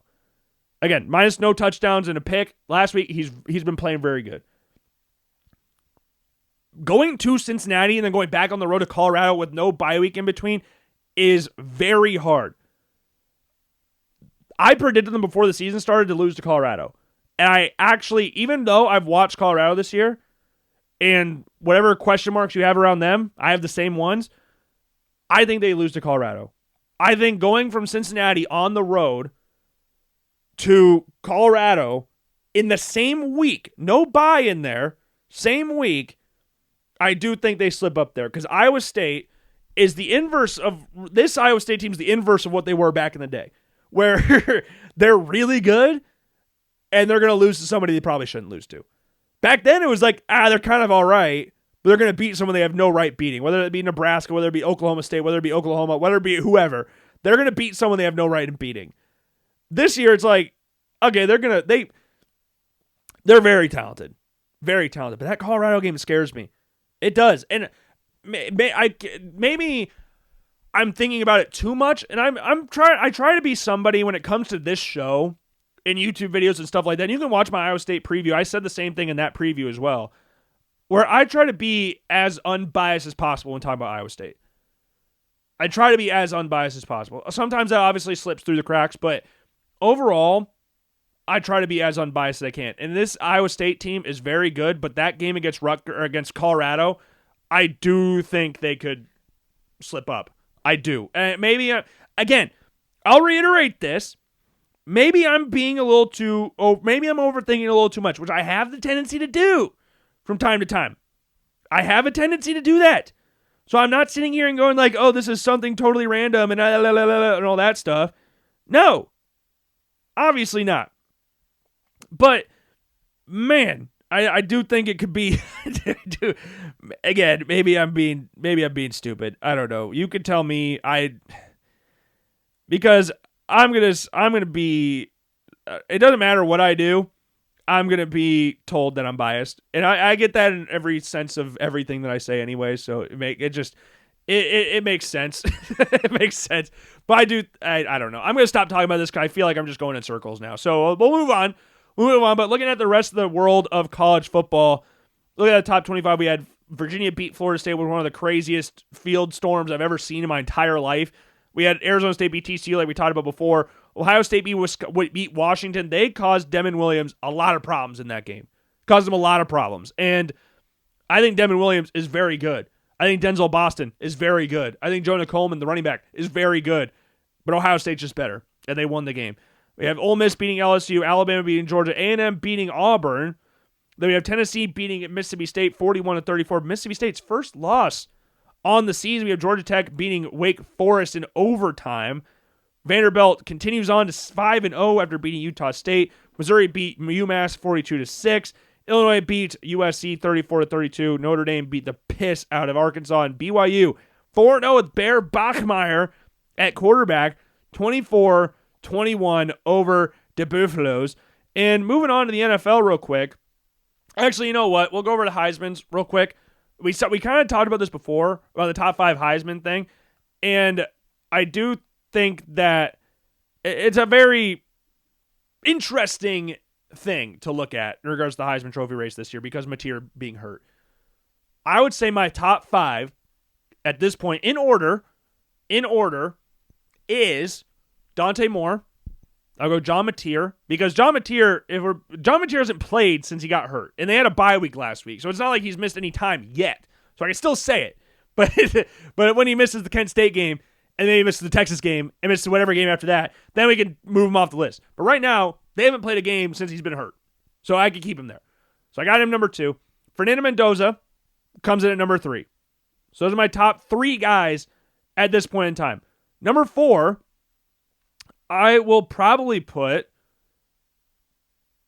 you know what? I'll put Ty Simpson. At number 4 at this point in time. I think that game against Georgia and the game that we saw last week against Wisconsin, I think are 2 very, very good games. I think there's going to be some people that would love to put Trinidad Chambliss in there. Chambliss from Ole Miss, the guy from Ferris State. Looked very solid so far up to this point in the season, but I'm not going to put him up there yet. I would love to put Lenore Sellers up there, but I'm probably going to put number 5 as Carson Beck at this point in time. Probably Carson Beck. I think he didn't have a good game against Florida, but I think overall he's had a very good season, so I'm going to keep him there. But Dante Moore is definitely, the top 3 is set in stone at this point. Whatever order you want, but those are the top 3 guys. Moore, Mateer, and Mendoza. All M last names. M and M. We got all the M&M's in there. So we got those guys, the Heismans, but it's a crazy race right now. And as for the MVP in the NFL, I think it's a one-horse race at this point. It looks like Josh Allen's going to win number 2.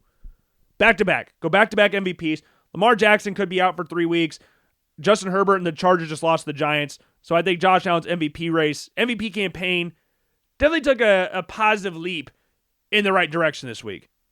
I know it was against the New Orleans Saints. I understand that. I know that. I'm not stupid. I think overall the Bills in that game played down to the level of their competition, which is not ideal, but I think Josh Allen still played he had an interception in this game.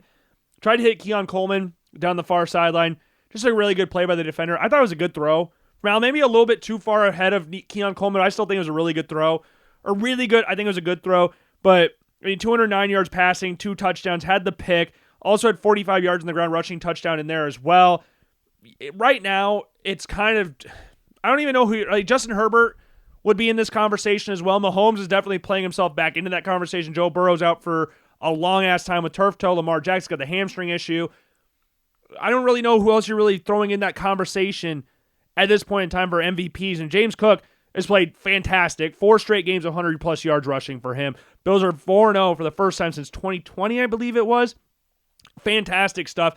And it's just been a fun season. I think the game against the Saints is one of those games where a team, people are talking about the Bills are going to win by 50 points. The Bills don't do that. Unless they're amped up for a game, they're not going to beat the crowd. Like Dolphins, Patriots, they will beat them by 50 points. I'm not talking about this week for the Patriots, but I'm talking about the playoff game.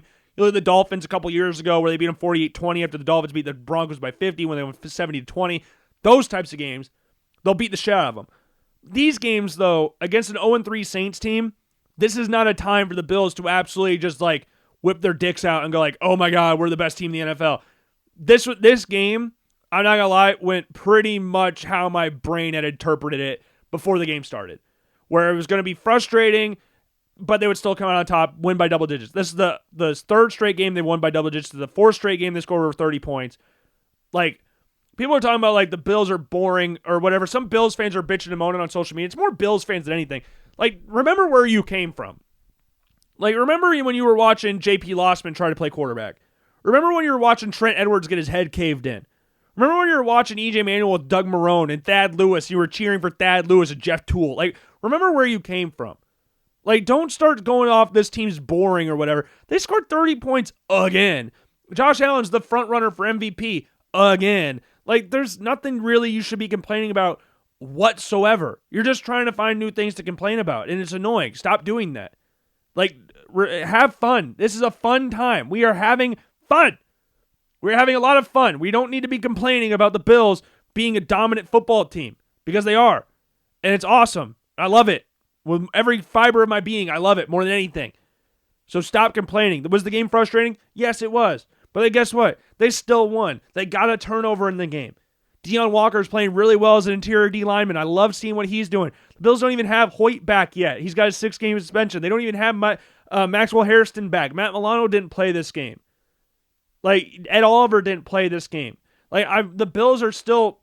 Spencer Brown didn't play, but Spencer Brown proved to me again how important he is to this offensive line because Vandermark sucked in this game. So, right tackle spot, Spencer Brown, you're safe there for the long-term future, which wasn't a question anyways, but still, it had to be said. But if you look around the rest of the NFL, we had Jackson Dart's debut against the Chargers. That was a predictable 0-win team beating a team they probably shouldn't. And what I mean by that is it's on the road. Chargers traveling from the West Coast to the East Coast to play the Giants. Giants got a first-round quarterback coming in who everybody's wanted to see in there. Dable wanted him in there. Team needed a spark there. I know they put up a bunch of points against the Cowboys, but they needed to spark a quarterback. Dart comes in. They get that new boost. Remember what we were talking about earlier with Baylor versus Oklahoma State? We were talking about that new coach boost. You get that with players too. Jackson Dart adding a new element to this offense. That just added a nice little boost for them. We had the Aaron Rodgers show beating the Vikings 24-21. Steelers are 3-1. Wins against Jets, Aaron Rodgers' former team, and the Vikings, a team that Aaron Rodgers used to torment. Now, the Vikings and Packers did have a very weird back and forth thing for a few years where it's like both of them are guaranteed one win a year, pretty much. But that was later. But Aaron Rodgers, the NFC North was his. He was like Tom Brady, the AFC East. Like, that was just his. Then we had the Falcons beating the Commanders 34-27. Michael Penix bounced back from his terrible game against the Panthers. Then the Lions beating the crap out of the Browns. As expected, Dillon Gabriel is going in as the starter.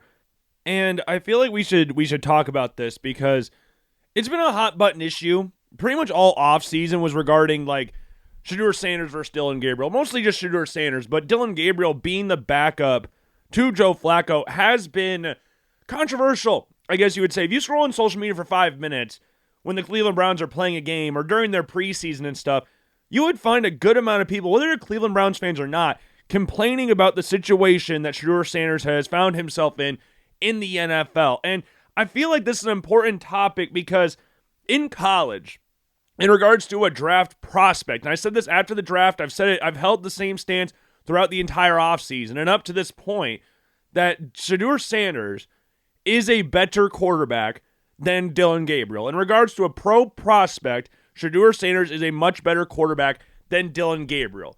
Dillon Gabriel is a guy where you can look at and trust. He is a guy that has been in 3 different systems in college. He played at UCF, Oklahoma, and Oregon. He is one of the smartest quarterbacks in college football, and he will not force the issue. He'll never put the ball in harm's way. He holds numerous records in regards to all-time numbers in college football. If you want a guy to come in as a backup, because when you're drafting in the 3rd round, after you might be finding somebody in the 3rd round, like the Seattle Seahawks. They found Russell Wilson in the 3rd round. Sometimes things work out. He ended up being the week 1 starter his rookie year. Sometimes things work out like that. But more often than not, when you get to the 3rd round of the NFL draft, you are looking for a guy you can have as a backup quarterback. And the Cleveland Browns are in a situation where a lot of people, I'm sure including themselves, that were looking at this year's draft class, like we talked about before, and going, okay, we can draft our quote-unquote quarterback of the future next year. Whether they still feel that way, I have no idea. But when you're drafting a quarterback in the 3rd round, you are drafting a guy that's not going to have a lot of distractions, that's going to be steady, that's going to learn the system quickly, and that if you need to put him in, you can trust him to make plays. He's not going to be somebody that's going to elevate everybody else around. Maybe he does. Maybe he does. I mean, we brought up Russell Wilson again. Russell Wilson was not the biggest quarterback in college when he was at NC State, Wisconsin. But I would say this, Russell Wilson at Wisconsin and at NC State, I would say was a better pro prospect than Dillon Gabriel. I think Dillon Gabriel, despite being not that big, is not afraid to step up in the pocket and deliver throws down the field. He stands tall in the pocket. Though he's listed at 5'11", he does stand tall in the pocket, and he can make plays with his legs. But the problem is, for a lot of people out there, is that if you were talking about the draft process, you would have said Shedeur Sanders was undoubtedly the better quarterback of the two, and yet Shedeur Sanders went 2 rounds after Dillon Gabriel in the draft, and the Cleveland Browns ended up saying that Dillon Gabriel was ranked higher on their board than Shedeur Sanders.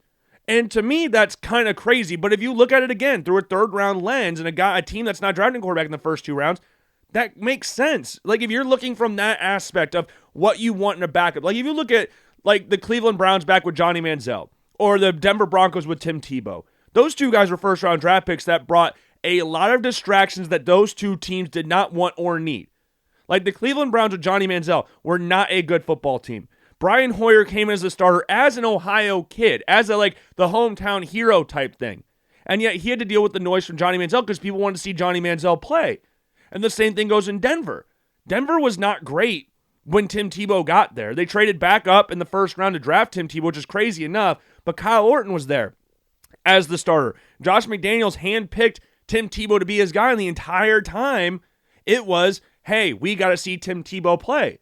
Like, distractions don't necessarily because a quarterback is bringing in negative attention. Distractions are fans that are coming in and demanding that we see this guy play. And when you're a team that's as bad on the offensive side of the ball, because Cleveland Browns defense is very good, but the offensive side of the ball, when you're as bad as that, the last thing you want is a quarterback that will bring in distractions. Again, it doesn't need to be bad things. It's not like he's doing anything that bad off the field. He had the whole driving incident this offseason, but apart from that, Shedeur Sanders is not going out of his way to make the Cleveland Browns look bad. It's just that people want to see him play. He's a very polarizing player and a very popular player. But when it comes to the popularity side of things with Shedeur Sanders, I do think, and I brought this up at the draft as well, I do think there are some people out there that have Shedeur Sanders misconstrued on what kind of quarterback and what kind of prospect he was this past year's draft. Like, people were bringing up, like, oh, Joe Burrow was a confident player at LSU. He still went number 1 overall. Baker Mayfield ran from the police when he was in college, and he still went number 1 overall. So you're talking about Shedeur Sanders having these distractions. Why did those two get drafted first overall and Shedeur fall all the way to the 5th round? I'll put it bluntly here. Shedeur Sanders was not an elite prospect. He wasn't. He was a good quarterback in a really bad quarterback draft class. He was a good college quarterback. He was not the most accurate quarterback in college. I hated when people said that throughout the entire process. Like, how would you let a guy who completed 75% of his passes fall all the way to the 5th round? Well, if you actually watched Colorado play, they ran a bunch of bubble screens. They had zero rush offense. I think they averaged like 60, 65 yards on the ground last season. Like, they had one of the worst, if not the worst rush offense in all of college football, by far the worst in their own conference. And the reason they ran all these bubble screens is because that was their de facto run game. But when you're running a bunch of bubble screens, your completion percentage by that is just going to go up. Because if you're a quarterback that's playing Division I football at the Power 4 level, you're going to complete a bubble screen. You're going to be a pretty accurate quarterback statistically if you're throwing a bunch of bubble screens a game. Like, you go back and watch, I believe the Texas Tech game is a prime example of that. Go back and watch that game. I think Shedeur Sanders completed about 15 bubble screens in that game alone. So that's going to boost your completion percentage. This is what we talked about before with Dante Moore. Like, completion percentage, the number, all it tells you is that the ball was thrown and caught. It doesn't tell you what kind of throw it was. It doesn't tell you how accurate the throw actually was, or if the receiver had to make a crazy play, or if it was overthrown and the receiver made a play, or the quarterback made a really strong throw to a tight window. All it tells you is that the ball was thrown and caught. I remember a couple years ago, I was sitting in the house, and I got an update on my phone that said Justin Fields and DJ Moore connect for 75-yard touchdown. You want to know what the 75-yard touchdown was? It was Justin Fields hitting DJ Moore on a screen pass and DJ Moore taking it 75 yards for the touchdown. Like, those are the type of things that you get when you get to see a box score. All you saw was that Justin Fields hit a 75-yard touchdown pass. When you actually watch the game and actually look at what happened, it was just a screen pass. So when you look at the number and go, oh my God, he completed 75% of his passes or whatever, you can just go, oh, he's the most accurate quarterback. Well, actually watch what he's doing. It's a bunch of bubble screens, and he is elite on a good amount of throws. You look at some of the deeper throws that Colorado ran this past season, he is late on the throws, and he doesn't have the arm to make up for that. Shedeur Sanders is very good at the intermediate throws. Shedeur Sanders is very good at rolling out to his left, and he's tough as hell. He was the toughest quarterback in the draft class because he took a shit ton of hits. You look at the game against Kansas where he took that monster hit in Arrowhead. Like, he bounced back from a lot of big-time hits, but his arm wasn't elite. It wasn't. He was, again, late on a lot of throws, and he did hold on to the ball quite a bit too long in the pocket. And there were numerous times where it was Shepard or Travis Hunter are making these ridiculous catches to bring these balls in. You look at the BYU game where Travis Hunter brought in a ball that Shedeur Sanders threw to the right, and I believe he jumped over a defender to take it into the end zone. Like, not hurdling over a defender, but he had to leap over top a defender to come down with the ball. Shedeur Sanders had a good number statistically in regards to accuracy. He's not the most accurate quarterback in this draft class. If anything, I could sit here and say it's actually Dillon Gabriel from just watching what they did this past year. But that's the only thing I would say Dillon Gabriel has in regards to his skill set over Shedeur Sanders. But I think, again, we got a little bit lost in the sauce in regards to what kind of quarterback and what kind of prospect Shedeur Sanders was. Like, did he deserve to go in the 5th round? No. But was he a guy you can look at and go, he's a bona fide first-round draft pick? No, he wasn't. And if you look at the New York Giants as a prime example of what they're drafting in Jackson Dart, he fits on what Brian Daboll wants to do more. And if you're looking from a natural skill set, he has more tools in his toolbox than Shedeur Sanders does. Now, again, I still think Shedeur Sanders was a better quarterback than Jackson Dart. But if you want to build something there, I think Jackson Dart provides more. Jackson Dart is much more mobile than Shedeur Sanders. I'm not saying you're saying Shedeur Sanders was Tom Brady in regards to mobility, but he also wasn't Lamar Jackson either. He's somewhere in the middle. Jackson Dart's more mobile than him. Now, Jackson Dart needs to stop running over people, and we said that in the pre-draft process as well. Jackson Dart has a stronger arm than Shedeur Sanders. But the problem is Jackson Dart played an offense that was very quarterback-friendly. And there were some games he had where the numbers would be great, and the next game he'd be back down to 120 yards and 2 picks. Like the game against Arkansas, 5-15, I think he had 6 touchdowns in that game. I don't think you'll ever see an easier 5-15, 6-touchdown game in your entire life than going back and watching that game. Like, it was so easy. Like, the receivers have 10 yards of separation before the ball's even snapped. That's how crazy of a game it was. Arkansas was playing like with their 10th string corners. But it's just a crazy topic because recently, I think the other day, it came out that Shedeur Sanders refused to get drafted by the Baltimore Ravens, who wanted to take him. I don't remember if they wanted to take him in the 5th round or they wanted to take him in a different round or whatever, but they wanted to try and draft him in a different round or a different spot, and he said no. And now with Lamar Jackson being hurt, that's now restarted the conversation about, like, man, he should have just gone to the Ravens. And I understand from a certain perspective of, like, he wants to play. And we said it after the draft, that the Cleveland Browns give him the best chance to play right away. Because the Cleveland Browns, their quarterbacks were Deshaun Watson, who, Lord knows what's going on there. Then you got Joe Flacco, who's 41 years old, Kenny Pickett, who they just traded for, and then Dillon Gabriel and Shedeur Sanders. Those are your quarterbacks. And they traded Kenny Pickett before the season started. So the chance to start there was higher there than Baltimore. Objectively is a higher spot. You have a much higher chance to start over Joe Flacco and Dillon Gabriel than Lamar Jackson. That's just simple math there. But I also don't like the fact that he wants to, like, you're not going to learn anything sitting on the bench. Like, I remember, and there's a certain, I agree with that to a certain extent. But if you're not playing in Cleveland, wouldn't you rather go to a place that's, and I know the Browns and Ravens have the exact same record on paper. I understand that. But the Ravens have played the Bills, Lions, and Chiefs and lost to those guys. Like, it's not like they've lost to a bunch of terrible teams in here. Like, I think the Ravens still will end up being a good team. I don't know if they're going to challenge for a Super Bowl or anything like I did at the beginning of, like I thought at the beginning of the year. But I do think they'll end up being a good team. We'll just have to see how Cooper Rush navigates this whole thing. But you can learn a lot from playing behind a guy like Lamar Jackson, a future Hall of Famer, 2-time MVP, top 3 quarterback in the NFL. Like, you can learn a lot from sitting behind there. I mean, Tyrod Taylor, who played for the Baltimore Ravens early in his career, who's a 6th-round draft pick, sat behind Joe Flacco for 2-3 years, and then wound up being the starter in Buffalo and wound up being a Pro Bowler and was the starting quarterback for the team that ended the Bills' playoff drought. Like, just because you're sitting behind a guy doesn't mean you can't take anything away from that, because would you rather sit behind a guy like Lamar Jackson in Baltimore or get crushed behind the offensive line and behind the schematics of the Cleveland Browns? Like, are you really gaining anything from playing in Cleveland rather than learning from a guy like Lamar Jackson? That's the real question here. And you can say yes. You could say yes because everything's getting thrown into the deep end is more important than just sitting on the side of the pool and stuff, because you're not going to learn how to swim if you're not in the water. But I don't know. I just think that, and the thing that's also interesting, did he know that the Browns are going to draft him? Because I think the Eagles were another team that were linked with him, would he have said no to the Philadelphia Eagles as well? Because he's not going to play over Jalen Hurts. And I know Jalen Hurts got hurt the back half of last season, but he's not going to play over them either. So was there a conversation that, hey, if the Ravens don't draft you, then the Browns will? I know in hindsight we know that the Cleveland Browns ultimately did draft him, but at that point when he turned down the Ravens, did he know that the Browns wanted to draft him? Because if you don't get drafted by the Ravens, there's all of a chance that the Bills draft him or the Eagles or some other team like that who has a definitively entrenched starting quarterback. That's like, he had to know that the Browns were looking at him. He had to. And I mean, if we're talking about schematics, that Kevin Stefanski's offense is conducive to what Shedeur Sanders does well. So I do think there's a chance of that as well. But the way people were talking before the draft and then after the draft and then talking about how, like, the Cleveland Browns were trying to ruin Shedeur Sanders by playing with the third string, it's like, guys, he is the third string quarterback. He's not going to play with Joel Bitonio and Wyatt Teller. He's not going to play with those guys.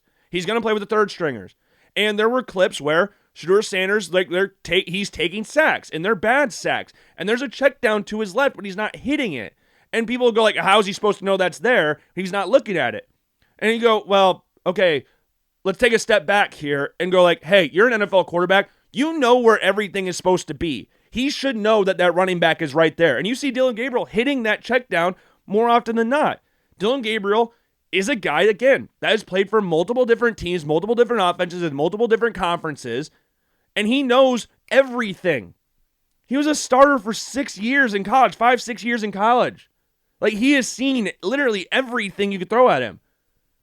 And I think that's what ultimately got him the starting job for this game. Like, I will reiterate, I think Shedeur Sanders overall is a better quarterback than Dillon Gabriel. But for the here and now, I think Dillon Gabriel is the guy that the Cleveland Browns have the more faith in, and I can't blame them. I can't. After watching the preseason, Dillon Gabriel was better than Shedeur Sanders in the preseason. He was. And you go like, well, he was playing with the backup, Shedeur Sanders played Thursday. That's how that works. That's how that works. Tom Brady, when he got drafted by the New England Patriots, he was not instantly inserted as the backup. He was the fourth-string quarterback on the Patriots when he was drafted. They kept a fourth quarterback on the roster just as a wasted spot. Tom Brady, sixth-round draft pick, famously, was drafted by a team who had a former number one overall pick at quarterback, a quarterback who had gone to a Super Bowl, a quarterback who was once the highest-paid player in the league. Injury happens, he takes over. Now, if you want to go back to the Lamar Jackson thing with the Ravens, Lamar Jackson is a much better quarterback than Drew Bledsoe. Drew Bledsoe was not a Hall of Fame quarterback. Lamar Jackson is. So there was very little chance that if Shedeur Sanders ended up being the starter in Baltimore, like Tom Brady, New England, that Shedeur Sanders would take over the starting job from Lamar Jackson. That I would say that's next to zero chance that would happen. Because the Patriots were not that good when Drew Bledsoe got hurt. Like, leading up to that, they were already having conversations about replacing him as the starter. I think they won 5 games the year before Tom Brady went in as the starter. Like, they weren't this elite unit of a football team. They obviously, again, went to Super Bowl in, I think, 96 against the Packers, lost. Like, Drew Bledsoe was a good quarterback. Drew Bledsoe was, like, he was the guy that ushered in the navy blue uniforms in Buffalo. When the Bills got Drew Bledsoe and beat the Patriots by 30 points, or 38 points, it was like, oh my God, the Bills got the better of the two quarterbacks. Patriots are stupid. They give a division rival their better quarterback. Andrew Bledsoe was in Buffalo for 3-4 years and went down to Dallas, threw away all his Bill stuff like he said in his press conference, and then the drought happened. But Drew Bledsoe, that was my second ever jersey growing up. The first one was Doug Flutie, and then Drew Bledsoe was my second one. I still have the old, I have both my Doug Flutie and Drew Bledsoe jerseys, but I thought it would be kind of fun here to do a quiz. Because the Cleveland Browns have had a shit ton of quarterbacks since 99. I mean, remember, the Baltimore Ravens are the Cleveland Browns. The Baltimore Ravens moved from Cleveland to Baltimore in 1995. Browns came back in 1999. The NFL's like, okay, we're going to keep all of our stuff here. It was basically like, you moved from your house, but kept all your shit in your house. And then someone else moved in. Like, that's what the Cleveland Browns are. Like, it's the original Browns left all of their stuff in Cleveland, and then someone came in and bought it, and they're like, oh, I like all your stuff. I'm going to keep it. Like, it doesn't make a lot of sense. Like, if anybody else was going to do that, I really wish the Titans did that, but Bud Adams is a spiteful bitch, so he was like, you know what? No, I'm going to take the Oilers to Tennessee. I'm going to keep all the stuff to myself. So the Texans had to become a thing. So now the Oilers, when they play the Titans, rock the Oiler uniforms against the Texans, which I think is, again, petty as hell. But I think it's also hilarious. But this quiz, 40 quarterbacks. I don't know if this is 100% up to date or anything, but I got 4 minutes to do this. NFL starting QBs, Cleveland Browns. Can you name the quarterbacks who have started a game for the Cleveland Browns since 99? The reason I'm doing this is because I saw the jersey again. You know, the one that has all the names on it, the Cleveland Brown jersey has all the names on it. I saw that. I was like, you know what? It'd be kind of fun to do a Cleveland Brown quiz, so let's just get this started. I've only got 4 minutes to do this, but 99 to 2003, that's Timmy Couch. Then we've got Baker Mayfield, who is the second most started quarterback for the Cleveland Browns. 06 to 9, I think that's Derek Anderson, correct? Yes, it is. 10 to 12, that would have been Brandon Weeden, I think. No, he was 12 to 13. Who was 10 to 12? Well, I could just start naming off quarterbacks here. Brady Quinn was there. Kelly Holcomb, Bills legend, was also in there. Deshaun Kaiser, 0-16. Second ever team to go 0-16 in NFL history. Then we got Cody Kessler was in there. Is it 2 S's? It is 2 S's. Okay, I got to start, like, going back. We got Gilbert Garrett Gilbert, I think, was in there. No, he was not. Okay, I know he was on the Browns, but he wasn't a starter there. Then we have, can I just put DTR? I don't really want to type in Dorian Thompson-Robinson. Okay, thank God. They let me just type that in. Let me type that in. Then we got Joe Flacco, obviously, in recent years. We're not going to have Dillon Gabriel in there. But who started last year? Brissett, he started there. Watson, he obviously started there. Who's 2010 to 11? Was that Brady? No, it wasn't Brady Quinn, but I've already put Brady Quinn in there. Jason Campbell was in there. Brandon Weeden, I've already got. Oh, is it Johnny Manziel? I mean, he's obviously on here. But then we got Brian Hoyer, who's also in there. So he was 13 to 14. Who would have been 12 to 13? I already put Jason Campbell on there. He was 13. 10 to 12, 21 starts for the Cleveland Browns. What other quarterbacks am I completely blanking on here that would have started a game here? Right now I've got 15, which I don't think is that great. But who else would have started last season? Kenny Pickett came in last season. Deshaun Watson is there. There's so many freaking quarterbacks here. I don't think I could do this. I've got 2 minutes left. I've got 15. There's so many quarterbacks. Okay. Who else would have started? Tyrod Taylor or Tyrod. Did Drew Stanton ever start a game in Cleveland? He did not. I know he was there with Tyrod and Baker. Then we have, I've got 16 with 140 left. Ugh, this is gross. Who's their starters last year? Because it wasn't Joe Flacco because he was down in Indianapolis. Who was their starter last year? Why am I completely blanking on this besides Deshaun Watson? Who else was there? Did they draft somebody? Wow, I'm completely blanking right now. I want to at least get to 20. This is kind of embarrassing, especially if I can't get 2010 to 2011. Who else did they have it? Oh, Jake Delhomme was on there. Was he the 2011 guy? No, he was 2010. Who was 2010 to 2012? 21 starts. And 2005 to 07. Who would have started in that year as well? Good Lord, there's so many freaking quarterbacks. 54 seconds left in this. I've gotten 17. That's not great. That's not great, ladies and gentlemen. Then we have, wow, there's just so many different names I can think of that are kind of just all mushing together. I'm completely blanking on who started for them last year. Who the hell was their starting quarterback? Besides Deshaun Watson and Jacoby Brissett. Was Jacoby Brissett even there last year? Or am I just blanking? He wasn't even there last year. Oh my God. Who was there when Baker Mayfield got hurt? Because Baker got hurt and someone had to go in and start for him. I'm just failing this really bad. Wow. Trubisky never went there. Russell Wilson never went there. I'm just naming guys right now. 3, 2, 1. Okay. 17 out of 40. That's brutal. Jameis Winston. Colt McCoy. I should have gotten Colt McCoy. Charlie Fry. Trent Dilfer. Josh McCown. Oh, yeah, Josh McCown. He was the guy with the nasty uniforms. Jeff Garcia. Should have gotten that one because that was a crazy move. They got him from San Fran. And he was really good in San Fran with T.O. And then came to Cleveland and was not very good. Then Seneca Wallace, Iowa State. We got Doug Peterson, Jameis Winston, RG3, wow. Luke McCown, Ken Dorsey, Bills legend, Ken Dorsey, Ty Detmer, Austin Davis. Remember him with the Rams? Like, he actually looked pretty solid in a couple of games with the Rams, and then never did anything after that. In the St. Louis era. Then we have Case Keenum in there. P.J. Walker. I forgot about P.J. Walker. He had the longest throw in the league when he was at the Carolina Panthers. Then you had Jeff Driscoll, Florida Louisiana Tech guy, Bruce Gradkowski, Kevin Hogan.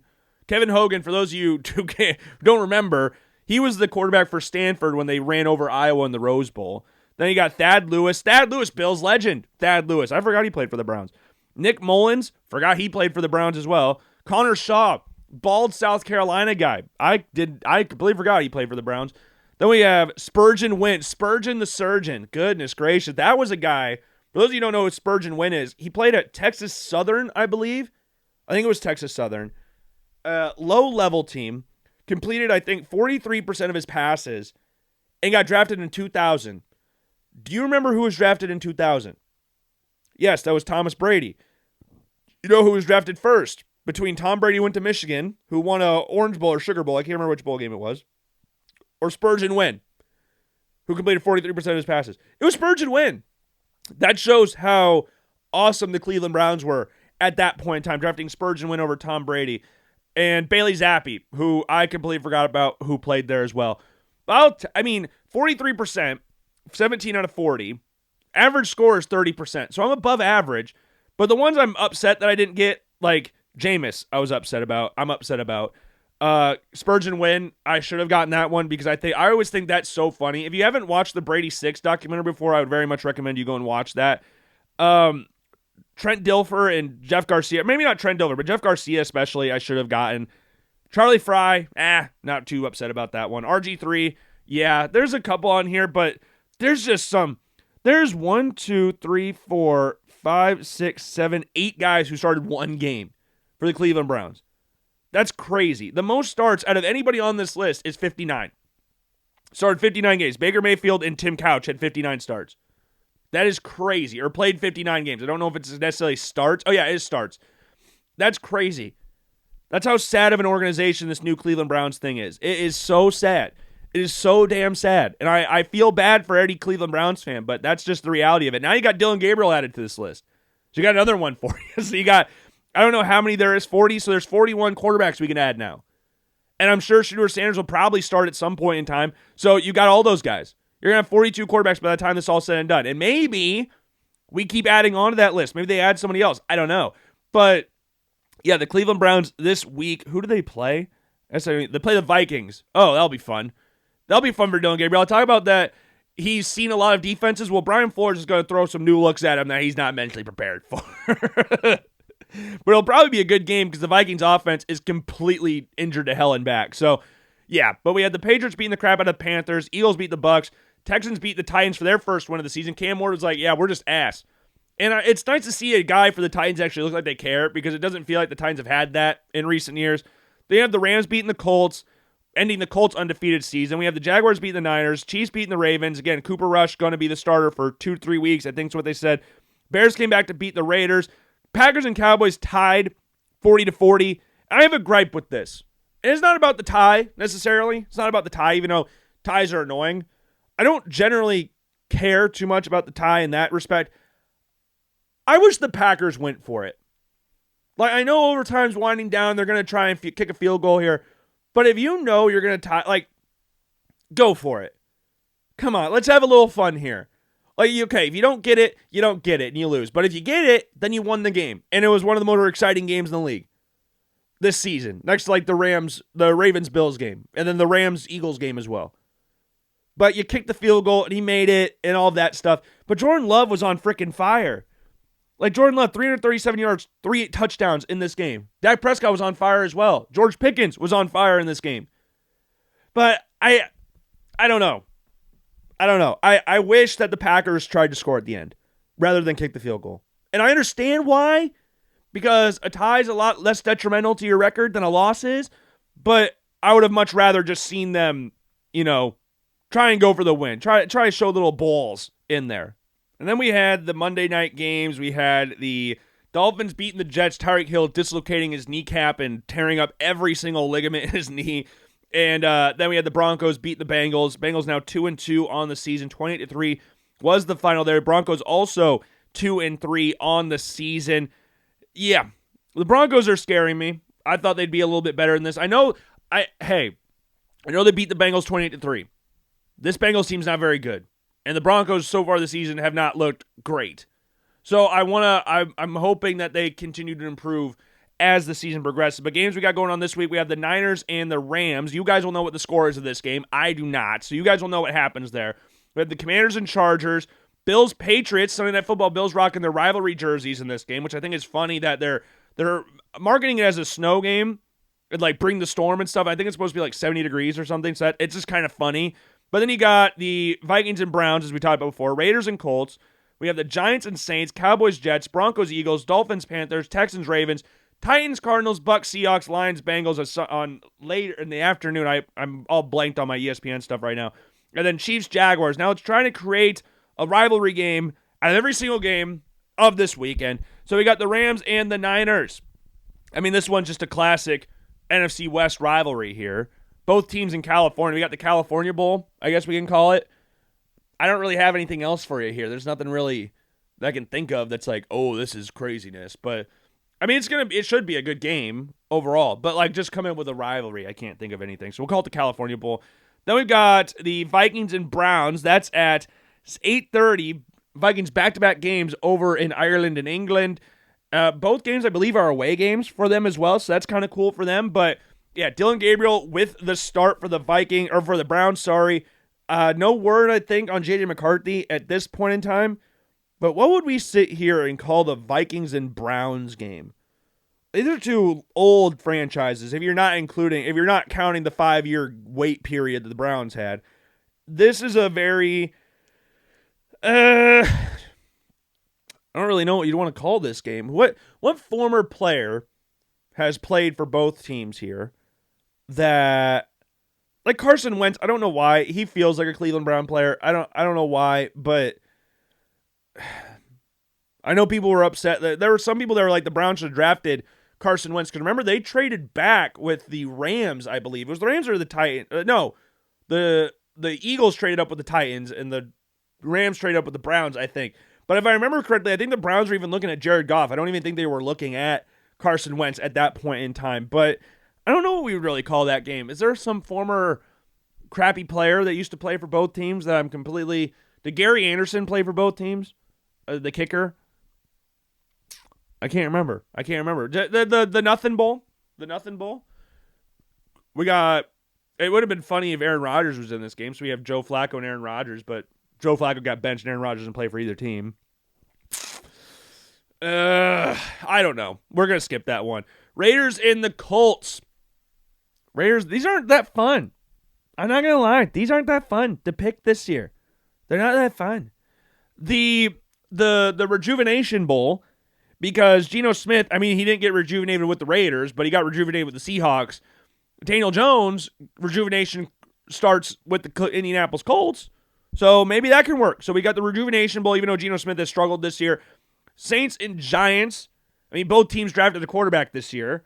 So you can go the Rookie Quarterback Bowl, even though Spencer Rattler's the starter for the Saints and not Tyler Shuck. But we'll go with the Rookie Quarterback Bowl just for fun. The Jets and the Cowboys, the Ass Bowl. We got a combined win record of 1 with 6 losses and a tie. Both teams are 0-2 at the respectively. The Cowboys are 0-2 on the road. Jets are 0-2 at home. So just the Ass Bowl. Cowboys should win. They should. But, crazier things have happened. We got the Eagles and the Broncos. We will go with Eagles and Broncos. What two things go together with the Eagles and frickin' Broncos? The Brian Dawkins Bowl. Because didn't he play for the Broncos for like a hot second? Blanking on that. We'll call it the Brian Dawkins Bowl. Dolphins and Panthers, the Matt Moore Bowl. Obviously, legendary quarterback for both franchises. Matt Moore, great player for both teams. Look at that guy there. Texans and Ravens. This was a playoff game a few years ago, C.J. Stroud's rookie year. And right now, the Texans are not even close to sniffing the playoffs. So we'll call it the we thought you'd be a lot better than this bowl. Both teams. Ravens and Texans. And not even really the record for the Ravens, because, again, they played some good teams. I just thought they'd look a little better than what they do right now. King Henry has sucked. Then now they're playing with Cooper Rush. So, yeah, I thought we'd be better than this bowl game. Then we have got the Titans and the Cardinals. This one just feels like quarterback. Like, we've had one good quarterback, and I'm not including the Oilers here. We've had one good quarterback in the 21st century. We had Steve McNair and Carson Palmer. I mean, Kurt Warner was also there.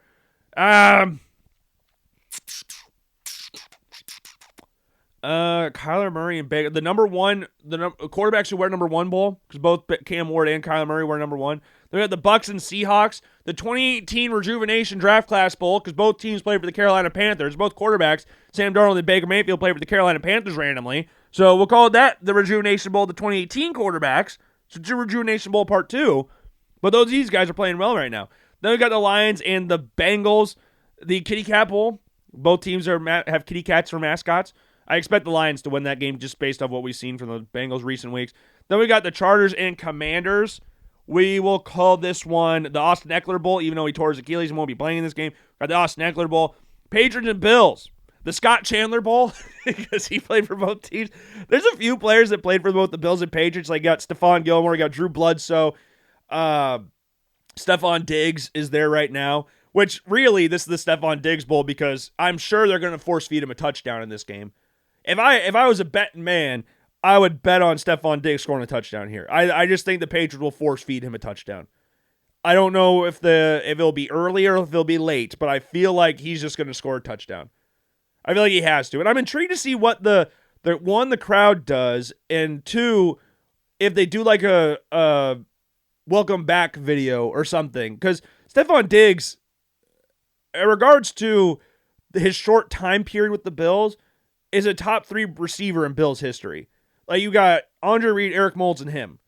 And you could probably throw like Stevie Johnson there. I mean, James Lofton's a Hall of Fame receiver, but most people know him for the Packers rather than the Bills.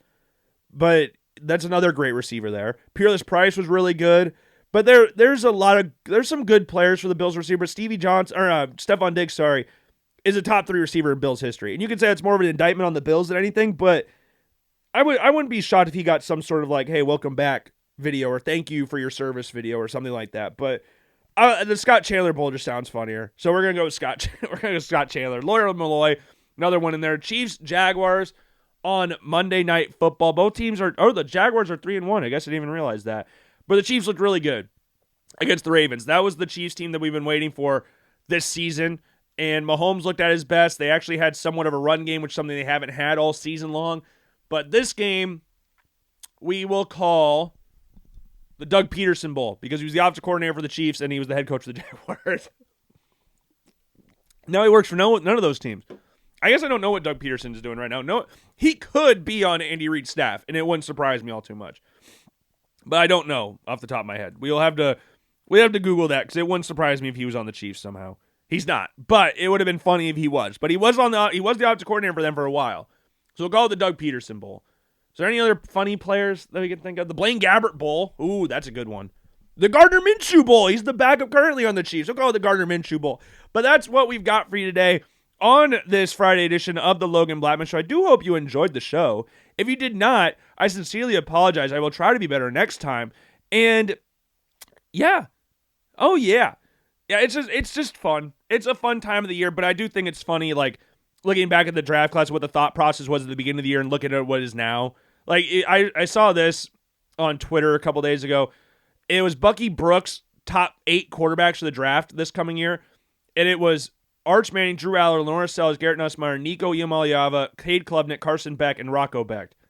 Like, if you're looking at those right now, the only ones that are on this list, that you could make an argument that none of these guys are on this list if you really wanted to.